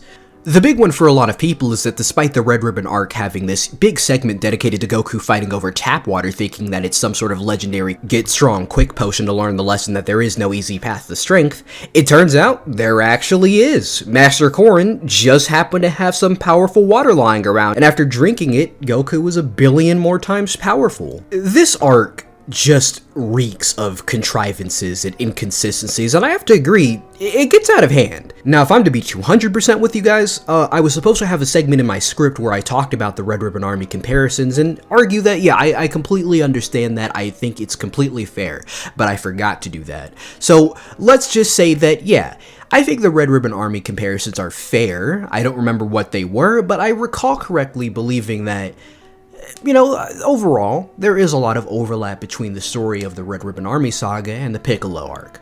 However, ultimately, I feel quite differently about this arc compared to those hardcore sectors of the fanbase. Like, yeah, I do feel the plot holes and contrivances take away from the overall narrative, and I do think the fact that this arc structure shares similarities with the Red Ribbon Army arc is a cause for criticism. However, I don't mind these issues as much. The contrivances bother me, but with the exception of the holy magical get stronger water, which blatantly slaps the message of the Tao Pai Pai segment in the face, I don't really think they're bad enough to affect my engagement with the narrative. And on the plus side, since I was watching the anime version, Toei made it a point to add in this large side quest to get the water, to make the whole holy water not feel as dumb. And about the Red Ribbon Army comparisons, like, personally, I just think this arc does everything that one does much better. In fact, I'm not even fucking around. It does it significantly better. I think the narrative is much more focused, much more engaging, and has better character arcs, development, and moments. Like, just to name one thing this arc completely and utterly embarrasses the Red Ribbon Army arc in, is the villain. The villain of this arc is the anonymous Piccolo Daimo, or Demon King Piccolo. He's this hulking green sun bitch who's a dick, has very few traits other than being a dick, though at the very least he cares about his children enough to mourn them when he accidentally sends them off to die. Oh, and also he's scared of rice cookers, just like me for real. What I like about Piccolo is that he's such a different beast compared to all of the other Dragon Ball villains we've seen up to this point. Like, sure, Tao Pai Pai was a merciless killer kind of guy, but I feel Piccolo was a more complete version of that. Personally, not as fun, but I think Piccolo works really well in the context of this story arc, and despite not being, say, as interesting as some of my favorite villains, i.e. guys like Pain, Toby, Dio, Echidna, I think that a lot of people when doing media analysis don't quite understand that antagonists serve the purpose of being huge walls that the main characters need to scale first and foremost. An antagonist is a tool for the writer to put the main characters in a situation that they can build these main characters off of. Piccolo works for me because he forces the world around him, but most importantly, Goku to change. Like, Goku in this arc, Jesus Christ. Goku's personality has been pretty static for much of this series. He's dense, he doesn't take things too seriously, and everything he does, he approaches with a pretty immature, childish attitude. Now, in the previous Tenkaichi, I noticed there were elements of maturity in his characterization that weren't there before, that led to him coming off as colder, and more badass than before, which I thought was really cool, but in this arc, whoa! Goku in this arc is characterized as being very aggressive, bloodthirsty, and even incredibly cocky and full of himself at times. Sure, he's still got that child energy in him, but it takes a large backseat to this more aggressive side of him, which feels incredibly strange to see after over 100 episodes of, well, you know, the opposite. I think this contrast helps me get a little more invested in what I'm seeing, as it really showcases how dire this arc feels and how dire this situation is for our main character in particular. In general, the character writing for everyone is on point. For all of the issues I and many others may have with Roshi's characterization at times, he has somehow been one of the best characters in this story, due to his role as Goku and Krillin's father figure during the training segment of the 21st Tenkaichi Budokai Arc, and also of course his Jackie Chun persona, not to mention his recent actions in the 22nd Tenkaichi Budokai, helping push Tien in the right path. But somehow, Toriyama is still not done cooking with this character. Since Goku's kinda doing his own thing most of this arc, Roshi has to lead the squad through this arc, given he has the most experience with Piccolo. He hopes to avoid direct confrontation and gather the Dragon Balls. Unfortunately, Piccolo is also after the Dragon Balls, his goal being presumably immortality. Knowing that conflict is still likely, Roshi only brings along Tien and Chaozu since everyone is too weak or injured to really do anything of use. Don't know why Chaozu's here, he can barely handle a math equation. I'm pretty sure I could beat him in a fight if I really felt like it. Like legit, all I have to do is read this 4th grade level math book I've been studying, but otherwise it's for backup, honestly. Roshi's role in this arc culminates in a confrontation with Piccolo Daimo, and knowing just how grim the situation is, Roshi immediately goes for the nuclear option. Rice cooker. He reveals that he knows the very technique that his master used to seal him away in the past, the Mafuba. Roshi calmly accepts his fate, and despite being outmatched, manages to hit Piccolo with the move. Unfortunately, it somehow misses, and Piccolo survives, and Roshi doesn't. This being because the move saps so much energy, it guarantees the death of the person using it. It's a pretty sudden but impactful death. And to make matters worse, when an incapacitated Tien tries to get Chaozu to do something useful for once in his life, and use the summoned dragon to get rid of Piccolo, he fucking dies too. F. For Roshi, at least. Chaozu's death is an L. Lamau. Piccolo is able to make his wish, and to guarantee no one else can use the Dragon Balls against him in the future, he eliminates Shenron, rendering the Dragon Balls unusable. So now every death we have seen in this arc, well, they stick. So what's Goku doing while all of this is going down? Well, after he got fucked up by a wind instrument, he ends up running into this fat samurai guy named Yajirobe. It's rumored that he was brought into the story purely to give Krillin's voice actor something to do, because Goku immediately points out that he sounds like Krillin in the manga, which results in the anime staff throwing Krillin's actress at the role. The result of the character showing up so suddenly, not the voice actors thing, is that Yajirobe is like at least top 4 strongest characters in the show for some reason. Like, he immediately establishes he's on the level of one of Piccolo's demons, so basically around the strength of Goku after a full meal. It's wild because we know Goku, Tien, and Roshi are all like super martial artists with years and years of insane physical and mental training, and then there's this chubby guy in the woods who's about as strong as all of them, just fucking around like nobody's business, and he's just strong because why not?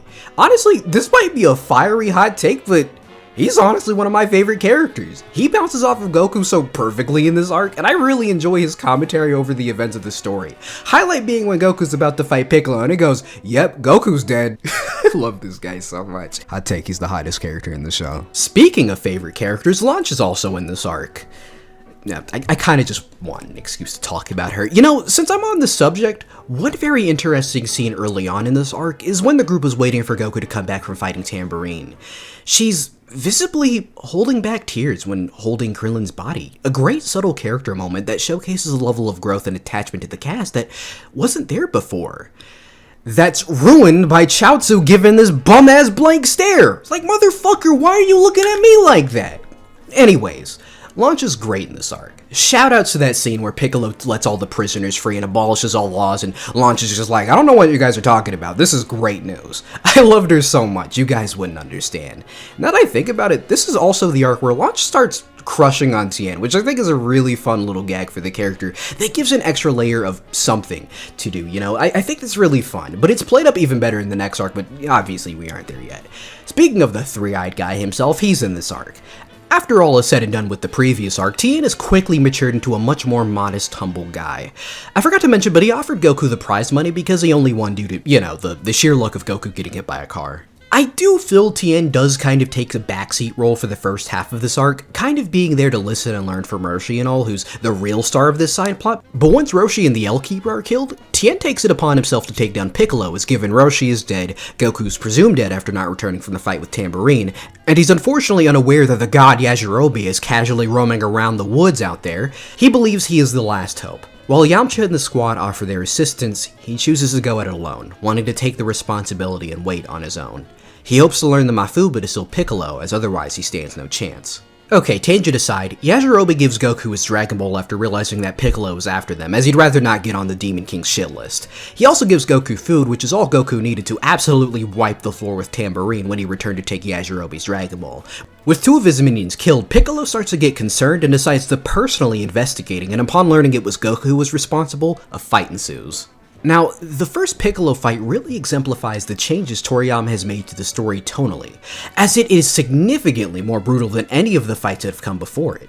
Like, look at this sequence of events. First thing Piccolo does is give poor little Goku this nasty ass kick to the bottom of his neck that digs deep into him. Goku bites the fuck out of Piccolo, causing him to fling him around, eventually finding a stack of pointing rocks to throw his spine into, and then he fucking elbows him in the stomach. There's this brutal ass spike to the head Piccolo gives him later in the fight that's followed up by this monstrous clothesline from hell.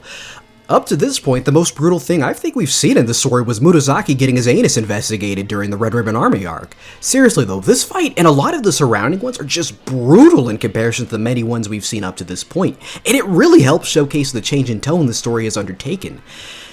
This is also helped by the excellent direction in the anime, which there's a lot of really good, well-directed episodes in the anime version, the best example being episodes 111, which is the one where Roshi fights Piccolo. There's a lot of very strong directorial choices and camera angles that really stick out in comparison to everything we'd seen up to that point before this. Anyways, Goku almost fucking dies. In fact, he gets beaten up so badly his heart actually just straight up stops. But it turns out he's alive somehow. Again, this is one of those weird contrivances that really hold the arc back in the eyes of a lot of people, and I agree this is really stupid, but hey, it gets the plot moving. Realizing he's weak as shit, Goku requests he be taken to Karin's tower. It's between Goku and Yajirobe's trek to Karin's tower and their actual arrival there that all the stuff between Roshi, Piccolo, and Tien go down, by the way. Once there, Goku asks to be trained again by Karin, but he reveals he taught Goku everything he knew. Best he can do was pull a Deus Ex Machina out of his ass. This being the super magical water, or whatever it was called, I kinda don't care. Basically, he kinda lied about there not being a magical water and an easy way to gain power. It turns out there is, and all Goku had to do to get stronger is drink it and pray he survives.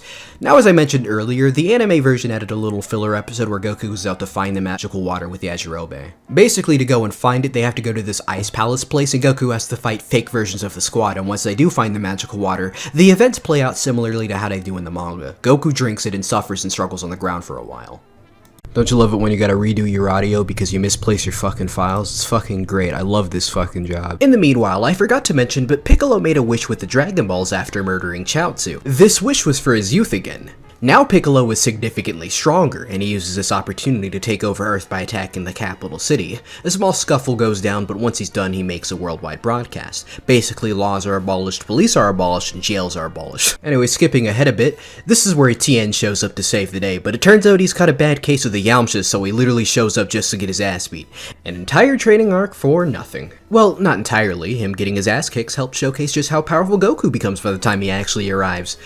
So yeah, Goku shows up and just one-shots his dumbass Mook, and with that, it's time for a rematch. This fight isn't as memorable as their previous conflict personally, but I do think I quite enjoyed this too.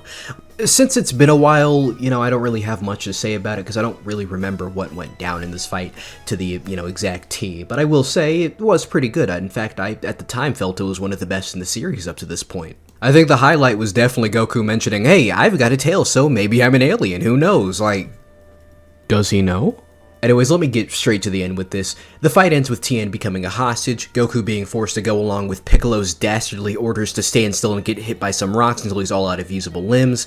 However, when Piccolo goes for his finishing strike, Goku reveals he still has one working arm, and he uses that arm to jet himself right through Piccolo's chest, finally killing him. After an enormous struggle, Goku finally succeeds in taking down the evil Demon King. Unfortunately, Piccolo used the remaining remnants of his energy to birth one more child, Piccolo Jr., who he demands kill Goku when he comes of age. Piccolo, I mean, not Goku, but I mean, he does come of age when he does go to, never mind. Okay, there's much more to the story after this, but I've decided I'm not really going to focus on all of that. All you really need to know is that Goku is able to find a way to bring the Dragon Balls back to life. This is to go up to heaven and talk to God himself. Turns out, God looks like Piccolo. Why is that? That's because Piccolo split himself in two. Or, well, this guy split himself in two and created Piccolo, actually, now that I think about it. God has no issue bringing the Dragon Balls back to life, but he does order Goku to stay up on the temple in heaven, as he plans on having his assistant, Mr. Popo, put Goku through his vigorous training. This way, when Piccolo Jr. actually becomes a threat, Goku will be more than ready to take him on. The plan is for Popo to teach Goku something known as Ki, but we don't quite know what that means yet. Yeah, I'm really rushing through this last third of the story arc, but don't take that as a sign that I don't quite enjoy it. I really do. I really love this last segment of the Piccolo arc, but most of my praise and a lot of the analysis I really wanted to do was for those first two acts. And really, this whole segment was meant as a counter-argument to a lot of the assessments I've seen about this being one of Dragon Ball's weaker arcs. I do understand all the complaints it gets from the hardcore sectors of the Dragon Ball fandom, especially in the face of the comparisons to the Red Ribbon arc, which had a very similar themes and story beats, but I just think this arc stands head and shoulders above anything pre-22nd Tenkaichi Tournament Dragon Ball was able to do. Piccolo wasn't an amazing villain, sure, but his cruelty and control over the situation made him a more formidable and concerning antagonist who had me at the edge of my seat, wondering how the main characters would be able to fight back against such a strong foe. Goku's character shift created such a unique vibe, one that I'm not sure will be matched by Goku in any arc after this, as while Goku retains an element of seriousness after this, I don't think it's ever to a degree this serious after this. Something is always happening in the story to keep me engaged and invested, and it always feels like we're building towards something as a way to keep me on my toes. It has some of the best fight scenes the series has seen up to this point, both from a storytelling and choreography perspective. Sure, the story has its contrivances. I'm not going to deny things like Goku dying and then coming back to life aren't insanely convenient, but I felt comfortable looking the other way because this arc was just consistently engaging. To me, this arc wasn't just copying the Red Ribbon arc's homework and calling it a day, it was looking at that homework and saying, what could I do to improve upon this and make it better? And the end result is, to me, a much more interesting, engaging, and just better told story arc. I'm sorry, but the Red Ribbon arc to me just doesn't match up to the quality of this story arc. Now, I was going to go out of my way to say that I'm just using the Red Ribbon comparisons as an outlet to really express what I think made the Piccolo arc so good, but that kind of isn't true after what I just said. But don't take it the wrong way. It's completely fine if you prefer the other, over the Piccolo arc. But really, what I'm just getting at is I just don't quite see a lot of the discussion, and I don't quite get the arguments after I've actually sat down and watched this arc. To me, it's the perfect culmination of Toriyama's attempts to drag Dragon Ball into the age of Fist of the North Star and Saint Seiya into more serious material. It has a little bit of a rough transition, but Dragon Ball comes out of the other side as a stronger story than it had ever been up to this point. So while I do understand and, most importantly, respect the criticism it gets, I do think there's another side to it all which I wanted to represent today. With all of that being said, the Piccolo arc marked the final transition away from Dragon Ball's roots. While still comedic at times, Dragon Ball has gone full steam ahead on the idea of being a somewhat serious action drama focused on martial arts. While there were concerns from fans that Dragon Ball would be ending soon with the way the Piccolo arc was presented, it was clear that Dragon Ball wasn't quite done yet. In fact, it had a lot more in the tank according to Toriyama. But before Toriyama pushed this new presentation of Dragon Ball to its limits down the line, it was time to ultimately bury the last remnant of the old Dragon Ball. It was time for one last tournament.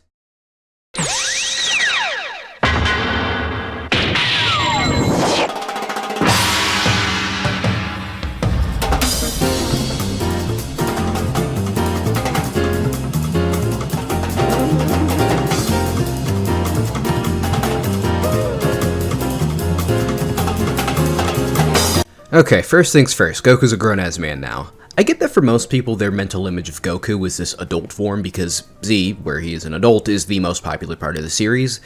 This isn't really like mind-blowing or anything, but after over 100 episodes of Goku being both drawn and to an extent even portrayed as very childlike, this switch up to a taller, more angular form is really jarring, even knowing it was going to happen sooner or later.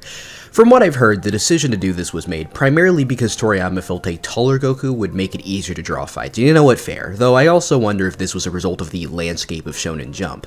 I mentioned at the end of the 22nd Tenkaichi Budokai Arc that it's very likely Toriyama and his editor Torishima were hoping to compete directly with the heavy hitters of late 80s Shounen Jump more directly. The big boy of this era would have been Fist of the North Star, known for its big muscly buff guys, which appeared to have influenced a lot of Shounen Jump manga during this era. Perhaps growing Goku up was a way to make people take Goku a little more seriously, slotting him to be more in line with the, at the time, lineup of Jump titles. That's also why I suspect Toriyama had been gradually adjusting his art style. Toriyama had, since the very beginning of his career, reveled in drawing more chibi, round, cute designs. It very much fit the jovial, goofy style of his writing, and so unsurprisingly, Dragon Ball had initially been drawn with that more rounder, cutesy style. But slowly but surely, as the Red Ribbon arc transitioned into the 22nd Tenkaichi arc, subtle shifts in stylization began to become noticeable. During the 22nd Tenkaichi, there's a moment where Goku and Krillin try on their uniforms, this being a nod to a similar scene done in the prior tournament. And looking at these side by side, the changes made to Toriyama's art style become very evident.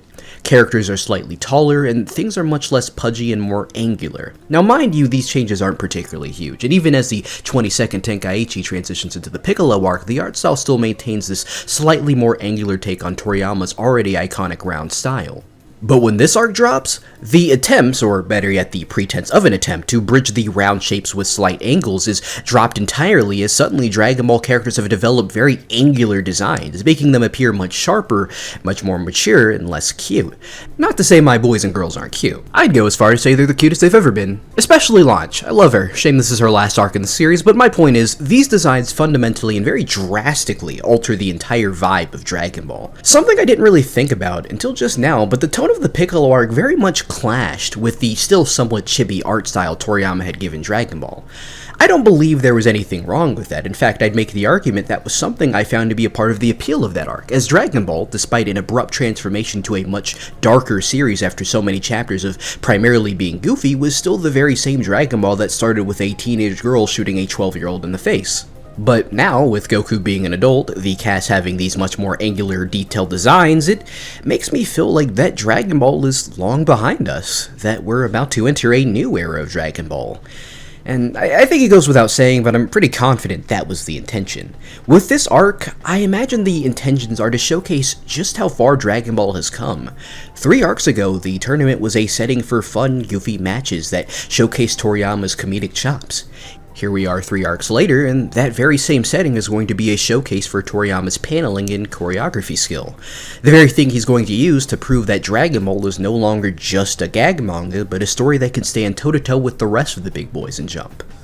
Though, I can't entirely imagine why Toriyama and Torishima would feel the need to directly compete with North Star and other fighting manga, as Dragon Ball, as far as I'm aware, had been pretty popular from the 21st tournament go. Whether it was a desire to increase sales, or just a personal desire by Toriyama, or maybe even a direction Torishima demanded Toriyama go in, whatever the case may be, Dragon Ball was putting its feet forward and changing its presentation and matching the stylization of these old battle shonens, though with its own Dragon Ball flair, keep in mind. This arc sees a return to the tournament setting, now for the 3rd, and unfortunately final time.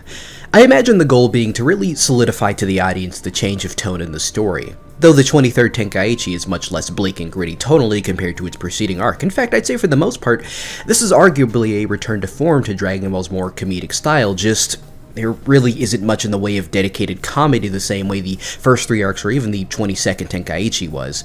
As I said earlier, the whole point of the tournament setting in the first tournament arc was to showcase the comedic fight scenes. The 22nd Tenkaichi, while mostly taking the setting more seriously, still threw in a couple of gag fights for old time's sake. With the 23rd Tenkaichi, it's completely empty of dedicated comedic fights. The closest you can get is Goku's first fight of the tournament, between him and this supposedly anonymous fighter. We're introduced to her in the preliminary rounds, as she appears to have known Goku and is furious he doesn't seem to recognize her back. Come the fight, Goku is just effortlessly dodging her attacks, confused as to why this woman is screaming at him about how he left her in the dust for years, how he does not remember her at all despite all of the clues she's given him, and how he made a promise to her that he seemingly forgot. Given her involvement in Infamy and Z, modern fans would recognize her pretty easily, so the surprise does ring a little bit hollow today, but it's meant to be a major plot twist that this mysterious woman is Chi-Chi, the oddly dressed 12-year-old Goku meets in that brief segment of the very first arc who he promised to marry, unaware that marriage was a food. Now that I'm actually explaining this fight back at you, in hindsight I think this fight was meant to come off as comedic, but I don't know, it never really felt that way to me personally. Not a single gahuff was had during my watch through, so I kinda just took it at face value. I'm a humorless bastard though, so what can I say? But yeah, essentially, this arc is the most serious tournament arc we've had yet. Once again, it sees the story building towards a climactic final round between Goku and somebody else. In this case, it's Piccolo's reincarnation, or son, Piccolo Jr. The presentation of said build-up is actually pretty different from the prior tournaments, as whereas before Goku was portrayed as a somewhat antagonistic force, this time he and the Dragon Team are all portrayed as the ones to root for against Piccolo, who was unquestionably the bad guy. Actually, going back to Goku being a grown man briefly before I move on, Toei made the interesting decision to keep Goku's voice actress, Mosako Nozawa, as Goku's voice. Nozawa had been handpicked by Toriyama for the role, he even expressed that her voice was exactly like what he had imagined for the role when he began writing Dragon Ball. She was absolutely perfect for Goku's voice from the beginning, perfectly landing the cutesy vibe he gave off, while also being great at getting across the country bumpkin crossed with the martial arts student part of the, the character too. そうか、これに乗ってたってことは、お前都っていうところから来たのか。 But now Goku's a man, he's no longer a boy, so it's kind of odd that he's still voiced by Nozawa, now putting on a slightly deeper voice for the character. 本当にすげえやつはタオパイパイなんかじゃねえさ。え？ Despite the oddity of the decision, once you watch over 100 episodes of Nozawa voicing Goku, it isn't really that weird when Goku suddenly, ages up but sounds somewhat the same. She still manages to make Goku sound like a boy, all things considered, and throughout this arc, she really makes it clear she isn't holding on to the role for no good reason, as she's a top-tier performer, able to get across the goofiness of Goku, and the seriousness, too. I know a lot of English-speaking Dragon Ball fans are still iffy on her voicing adult Goku, but I think she's more than proved that she's goated in the role despite how off-putting it sounds at first. In fact, I'd go as far to say she's better than American Goku Sean Schemmel in pretty much every version of Dragon Ball, with the only exception being Kai, and maybe GT? There is some bias in there. You all might have noticed I've used Japanese Dragon Ball at every opportunity in my analysis, and that's because I don't really like Dragon Ball's English dub. It's better than DBZ's, but it still suffers from some pretty mediocre performances, odd casting choices, and most problematically, a somewhat scuffed and unfaithful script. This and DBZ are some of the very few anime I prefer in Japanese, which is funny because these are some of the very few anime most people prefer in English. Though aside from nostalgia, I can't really tell you why. They both kind of suck. Where was I? Alright, yeah, tournament. Piccolo is unquestionably the bad guy. Alright. Now, that's the thing, right?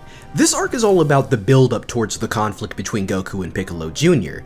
The 22nd Tenkaichi was no different in that regard, as it was using every match to build on Goku's future fight with Ten Shinhan and also build Ten Shinhan's character as he started to slowly grow distant from the martial arts teachings he had been raised on.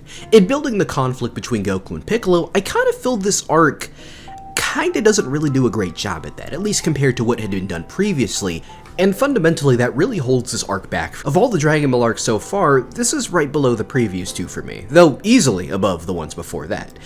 That's a very controversial opinion, probably more so than me thinking the Piccolo arc is better than the Red Ribbon arc, because this is honestly the most popular arc of the first half of Dragon Ball. Most fans of Dragon Ball feel this was OG Dragon Ball at its strongest, and the perfect culmination of everything that had come before. And while I don't agree with that at all, I do think it's a very strong story arc, and one of OG Dragon Ball's best. I just think it doesn't really stick the landing as a story nearly as well as I think it could have, and so I didn't enjoy this arc to its fullest potential. It's an arc that's trying to slowly build up to the inevitable rematch between Goku and Piccolo, and yet it kinda struggles to effectively do that, at least nearly as well as the 22nd Tenkaichi did for Goku and Tien. Of the first round, I feel the only fight that's really there to help build towards the climax is, of all matches, Yamcha versus Shen. We're introduced to Shen during the prelim stages of the tournament after he gets a surprise win over a disguised Yajirobe. It appears he made it through the entire prelim stages off of pure luck, and given his very unassuming everyman appearance, I wouldn't blame anyone for quickly assuming this is a gag character meant to be the comedic relief of this arc, given so far this arc seems to lack any, comedy. Yamcha heads into the fight with Shen assuming this is going to be a pretty easy W, but this assumption is very swiftly put to bed as Shen's insane amount of plot armor goes from simple luck to just straight up ball-busting bullshit. Yamcha begins to suspect that Shen isn't lucky, he's just that good. A theory Shen gives credence to by giving Yamcha some advice, letting slip the average guy persona and presenting himself as a wise, experienced fighter. Man, poor Yamcha. In the past two tournaments, he's been fed to the eventual winners of the tournaments as the way to show the readers and viewers just how strong the final bosses of the arc is going to be, often getting his ass handed to him handily in the process. The one time he isn't fighting the main antagonist of the arc, he happens to be fighting God himself. Yeah, it turns out Shen is God in disguise. He's here to take care of Piccolo Jr. because he believes Piccolo is ultimately his responsibility, therefore he should be the one to kill him for good. This match essentially exists to give us a good feel for God's capabilities, and of course this means he bodies Yamcha pretty handily. Yamcha does get a pretty good move in, this being the Spirit Ball, which unfortunately we never really see much of in the series, but this match ultimately is all about God and how strong he is. So, you're just your average Sunday. This match acts as a stepping stone before the inevitable conflict between him and Piccolo, which is to be one of our two semi-finals. Otherwise though, that's really it when it comes to matches in this round effectively building towards the conflict between Goku and Piccolo. The question of if God can put down Piccolo is to be answered in the semi-finals, and once the obvious answer is given, it raises the tension of the obvious final battle of the arc. And given what happens to God in his battle with Piccolo, it also raises a bit of the stakes there too. See, there's a little bit of progression there. But the other fights of this tournament don't really do anything nearly as effective. The match you'd expect to be the most integral for building towards the climax is honestly the worst match of the tournament, though not to suggest it's a bad match. In fact, I'd say the reason I feel it's the worst is purely because every fight that surrounds it is just much better. But if the goal of this fight was to help establish Piccolo Jr. as a menace, I'm afraid it's not nearly as effective as, say, Jackie Chun versus Yamcha or Tien versus Yamcha. It's always fucking Yamcha, man. What both of these matches did well was make it very clear that neither men were to be trifled with, having them beat Yamcha in incredibly decisive ways. Jackie Chun defeats Yamcha in what can best be described as a squash match, as Yamcha isn't even able to lay a finger on Jackie Chun. And I mean, neither is Jackie, but that's because he's so good he could just throw him out of the ring without touching him, which goes without saying, but is a huge flex and a good show of his skill. Tien and Yamcha starts out as a pretty even match, but by the second half of it, it's very clear that Tien completely outclasses him, and he makes sure to end the match by taking a Kamehameha, then decisively breaking Yamcha's legs. So when it comes to Piccolo Jr. versus Krillin in this tournament, you would expect this match to be more of the same, a match that shows that Piccolo is an insanely powerful, dangerous bastard who is not to be messed with by having him absolutely obliterate Goku's best friend. Sure, Krillin could get a couple hits in at the start, but it has to end with Piccolo absolutely demolishing him or something like that. But instead, Krillin actually manages to hold his own throughout their fight. He shows off a lot of new techniques, including the ability to fly, which up to this point has been a tool primarily of the Crane School students, and even though Piccolo is clearly much stronger than him, Krillin is always a couple steps behind him, enough that he gets Piccolo to start sweating a bit. And Piccolo also doesn't even get the chance to land that decisive blow against him to really showcase just how dangerous he is. He does hit Krillin with a pretty strong attack, but instead of it knocking him out or something like that, instead Krillin just decides then and there to give up, robbing Piccolo of that fight that should really show how dangerous he is. Instead, that role is to go to him versus God, but it makes this fight feel kinda worthless, to be honest. Why give Krillin this David versus Goliath matchup in the first place? It's not like anything Krillin shows that he has learned in this match is going to be useful at all in this arc after this. Krillin comes out of this fight looking stronger than ever, but why? Yeah, it's cool for Krillin's fans, but it comes at the cost of making Piccolo not feel as threatening and dangerous as he should have. I mean, yeah, everybody says he's dangerous, but that can only go so far. You need to show how dangerous he is to really put in our heads that he is fucking dangerous. In general, I think part of what holds this arc back for me is Piccolo himself. Piccolo has never been an amazing villain. He's pretty standard in how he's presented.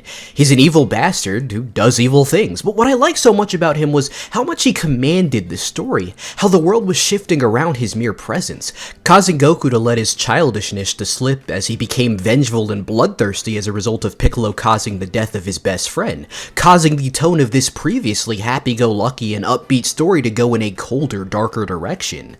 Here, Piccolo's presence is felt, but it feels so underwhelming, like everyone's saying, "Ah man, Piccolo sure is gonna be a concern."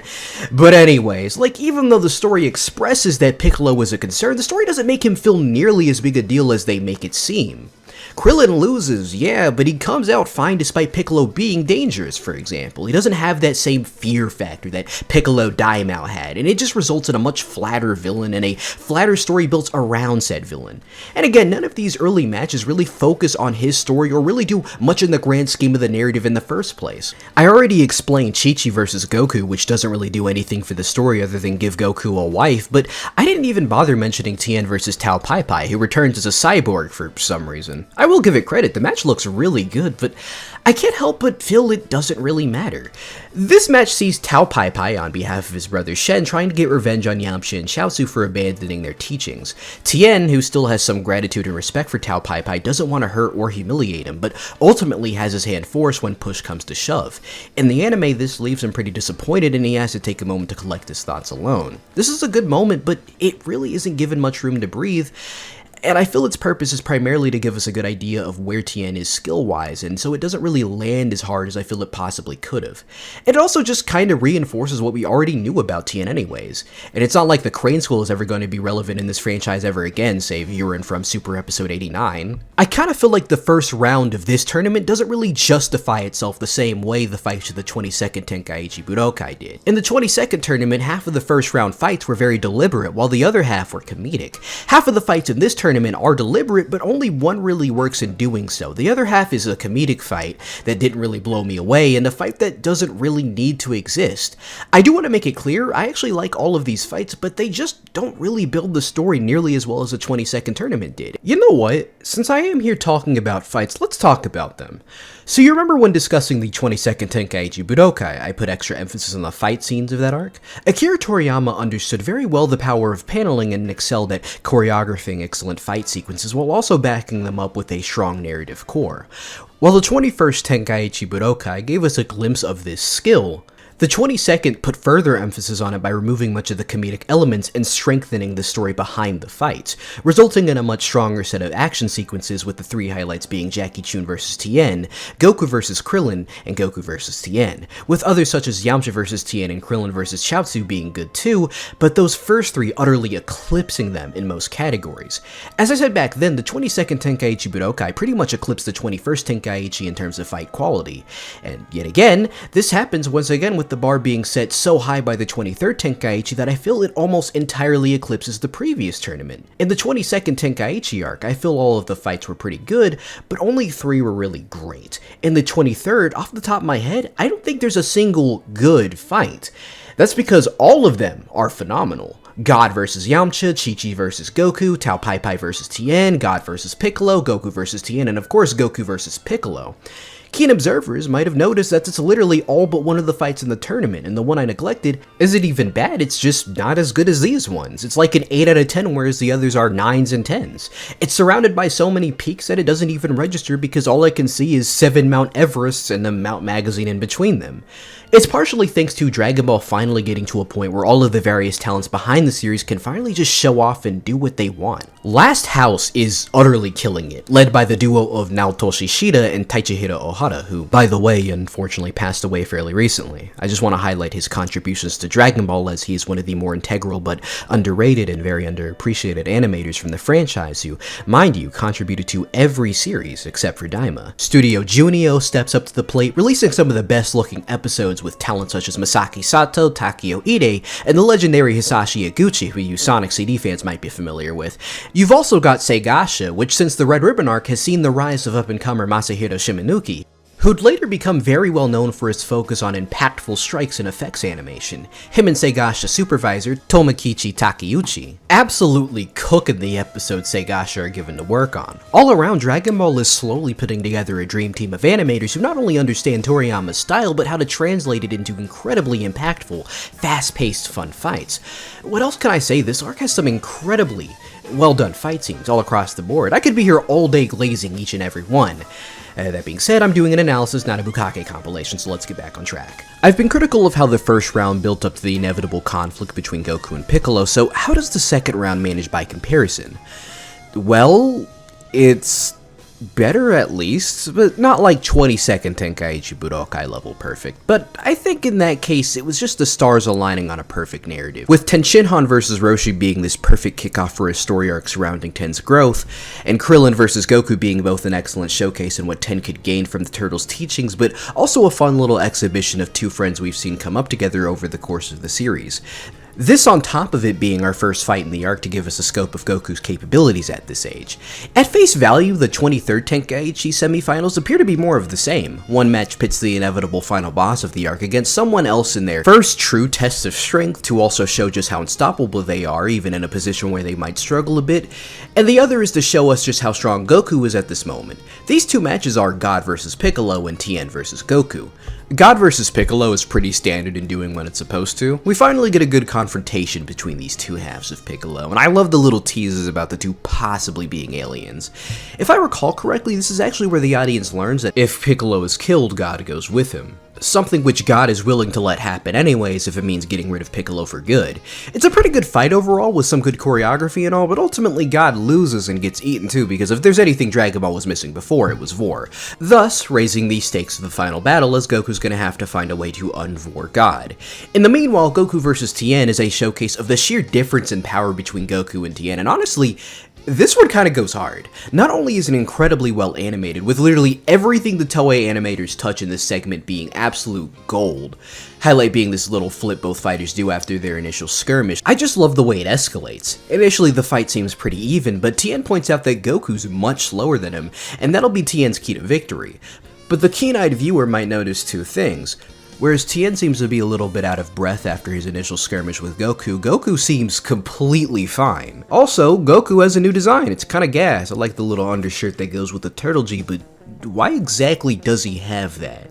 Well, it turns out not just the undershirt, but also the wristbands and even the shoes, they're all weighted clothing. And the moment he takes all that shit off, the match is pretty much won. The rest of the match is just him fucking around with Tien. Tien does try to make up the difference with this little cloning technique, but Goku pretty quickly puts a stop to that. I'd say Goku putting down the guy who beat him the last tournament is impressive, but by all means, it was kind of the car that beat him. Really, the point is, both of these fights do their job very effectively, and I don't really have any complaints towards this segment. At least nearly to the same extent as it did for the first round by comparison. Again, I think the 22nd Tenkaichi does it a little better, but that's not to discount how good this is on its own. Before I go any further, I want to briefly discuss something unrelated to the fights, and that's the characters themselves. Something I kinda miss about Dragon Ball is having the entire squad together in one place during the story arc like in this one. In Dragon Ball Z, usually the cast isn't fully present, whether that be because some characters aren't in certain arcs or in for too long, Goku not being present for much of these story arcs, or the cast being split up. As a result of that, we lose out on a lot of very strong character interactions between certain members of the cast, and I do think it's a shame. This arc is one of the last times the entire band is together, and it's always nice seeing them discuss the happenings of the arc, even if that's usually to relay plot important information to the audience. I think it's especially nice having Chi-Chi get involved, because unfortunately once we get into Z, her character kinda devolves into aggressively stereotypical Tiger Mom jokes. Like, I can hardly remember a moment where she has any interaction with characters not named Goku or their future child Gohan, and those interactions I do remember don't really last long or are primarily just her being treated as a joke. Somebody make a video about Chi-Chi's characterization, I think that'd be an interesting discussion. That being said, it's not like she's much more nuanced here by comparison. I've seen a lot of fans say that she was a much more fully realized character in OG Dragon Ball, when the most she kind of is kind of just there in this arc. Like, once she and Goku agree to get married, she's kind of just watching the fights going, oh, is he gonna be okay? And that's about it. But, you know who isn't just there though? Your mom. It's Lunch. I'm talking about Lunch. This is unfortunately her last arc in the story, as Toriyama kicks her out right after, and that's a shame. She spends pretty much the entire arc in her beautiful blonde form and ends up having so many gold interactions, especially in the fight between Goku and Tien.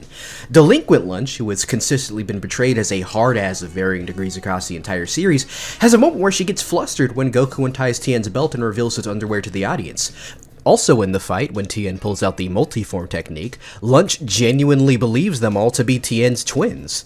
I also love the part where she's rooting so hard for Tien, she just starts shooting shit up again. But I think the funniest moment she's involved in is where the whole squad needs to take cover from an attack Piccolo's about to dish out in his fight with Goku, and God's all like, oh, no, I don't want to take cover, I'm old. And Lunch is all like, look, I don't care if you're God, get the fuck in the hole. It just fucking kicks God down a hole. Lunch being written out of Dragon Ball is probably one of the most tragic parts of this entire franchise, and the fact that people have written her off as a one-note gag is, to me, equally as tragic, because I'm seeing a one-note gag slowly evolve into a much more fully realized, if not still irrelevant, side character.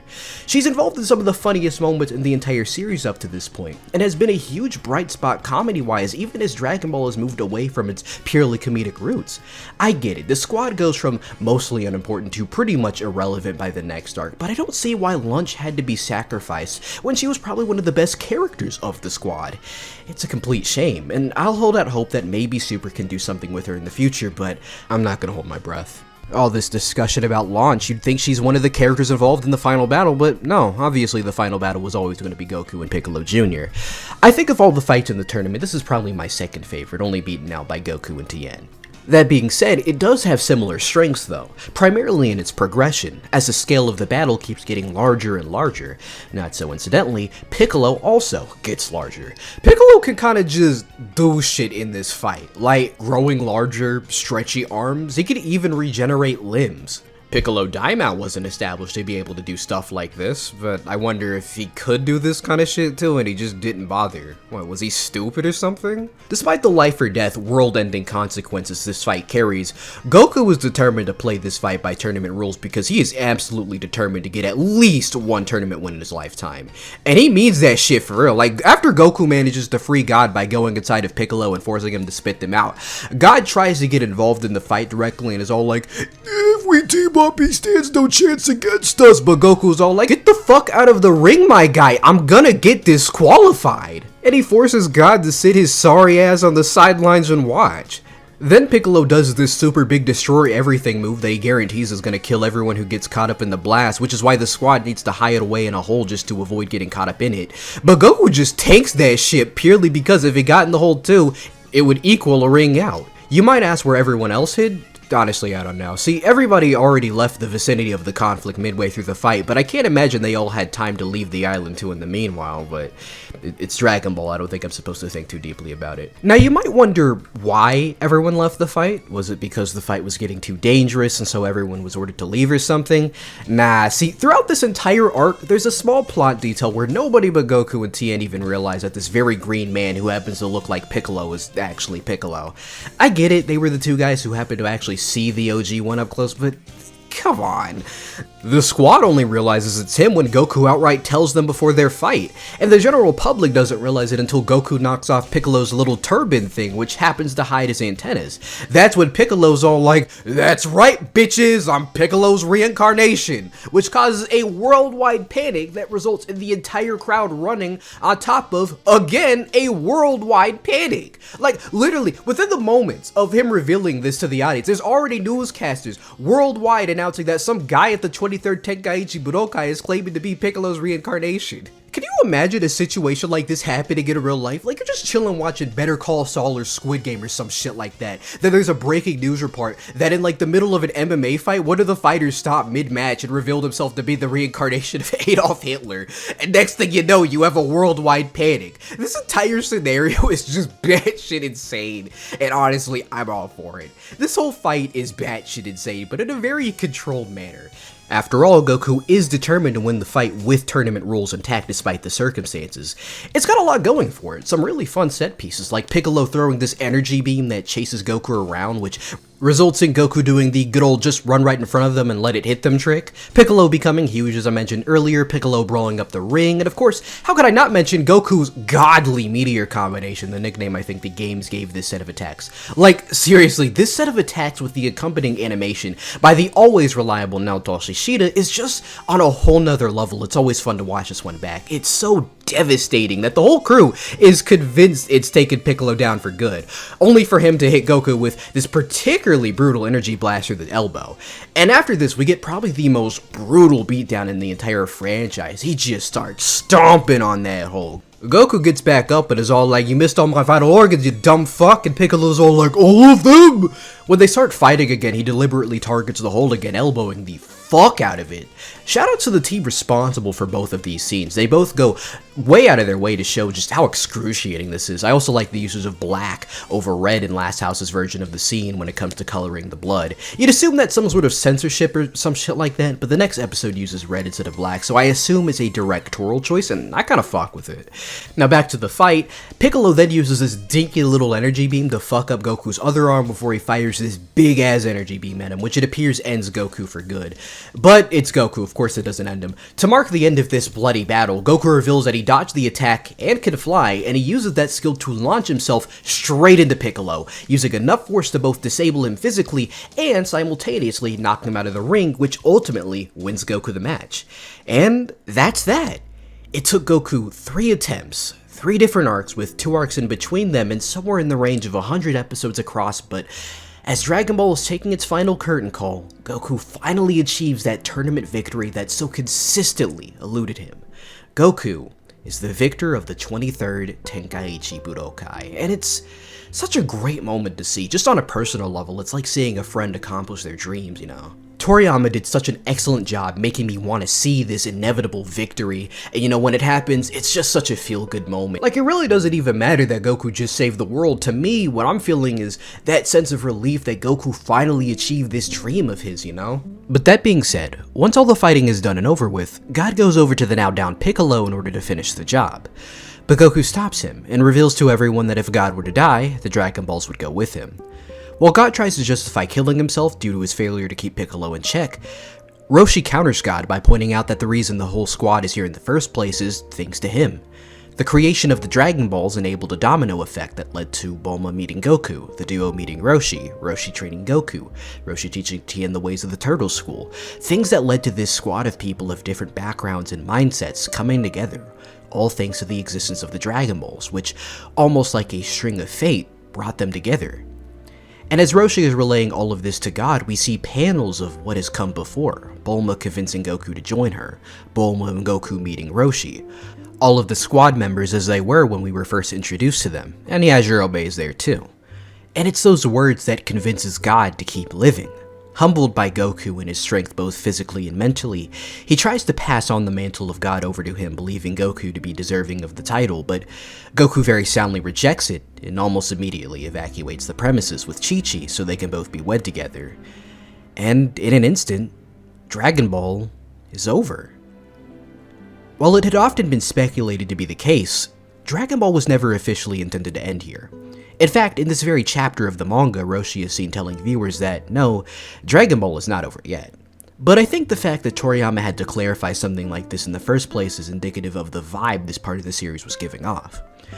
When we're shown all of those photographs of the Dragon Ball characters early into its run, all of these moments that have made up this already iconic story, I can't help but see it as a curtain call of sorts. An acknowledgement that Dragon Ball, as the audience of 1988 would have known it, is no more. That whatever comes next may be called Dragon Ball, and it may share the same cast, but it's basically going to be its own thing. Whatever came next was going to be a very different Dragon Ball. And not so surprisingly, when the anime version came to this point in the series, it was decided that the series needed to be rebranded, and so the story became known as Dragon Ball Z. It also saw massive adjustments to the staff list, as the anime began taking more influence from other popular shonen of that era, this being a demand from Dragon Ball editor Torishima. While this arc is very decidedly a part of the first half of Dragon Ball, after finishing this arc, I can't help but see it as more of a bridge between the two separate halves of Dragon Ball. A final goodbye to what the series had been built on, and a preview for what Dragon Ball was very soon to become in the future. Whatever the case may be, Dragon Ball was far from over, as Toriyama very candidly made clear in the final chapter of the 23rd Tenkaichi Budokai Arc. Dragon Ball would continue for another 7 years, with the focus entirely moved away from primarily action-adventure to pretty much just action.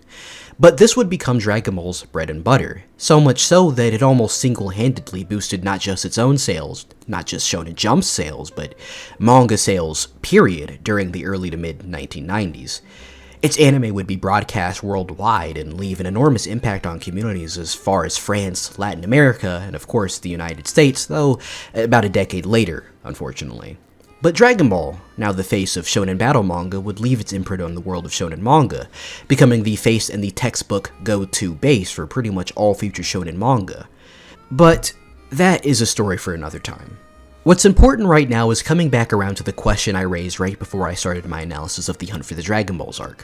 For all of its worth in building the foundation a lot of shonen would use to build the current manga and anime industry, for all of the people it captivated over the years, and for the legacy it has established in the 40 years since it was first published, Dragon Ball has developed a reputation for not holding up in retrospect, being a product of its time that, compared to all of the stories it inspired, has nothing to offer to a modern viewer.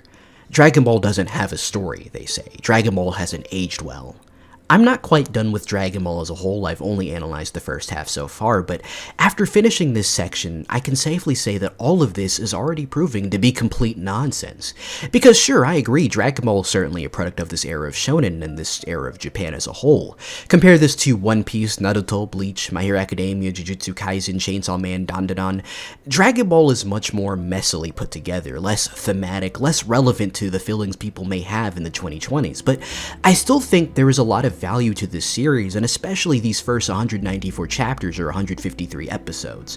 Sure, at times the comedy never appealed to me, but I can imagine this making a lot of people laugh even today. Its story isn't the most in-depth with itself, it's often very basic in its execution, but when has that ever made a story bad? I think Dragon Ball at its best was still able to provide very engaging narratives with fun, lovable characters, intriguing character growth, and stellar action. Things you'll get out of modern anime, maybe a bit better too, but Dragon Ball manages to stand amongst them despite not always doing it as well. To answer my question of has Dragon Ball aged well? Of course it has. Dragon Ball may show its age, but it also shows its ability to always resonate deeply in all of us, no matter the era, no matter the audience, because Dragon Ball is good.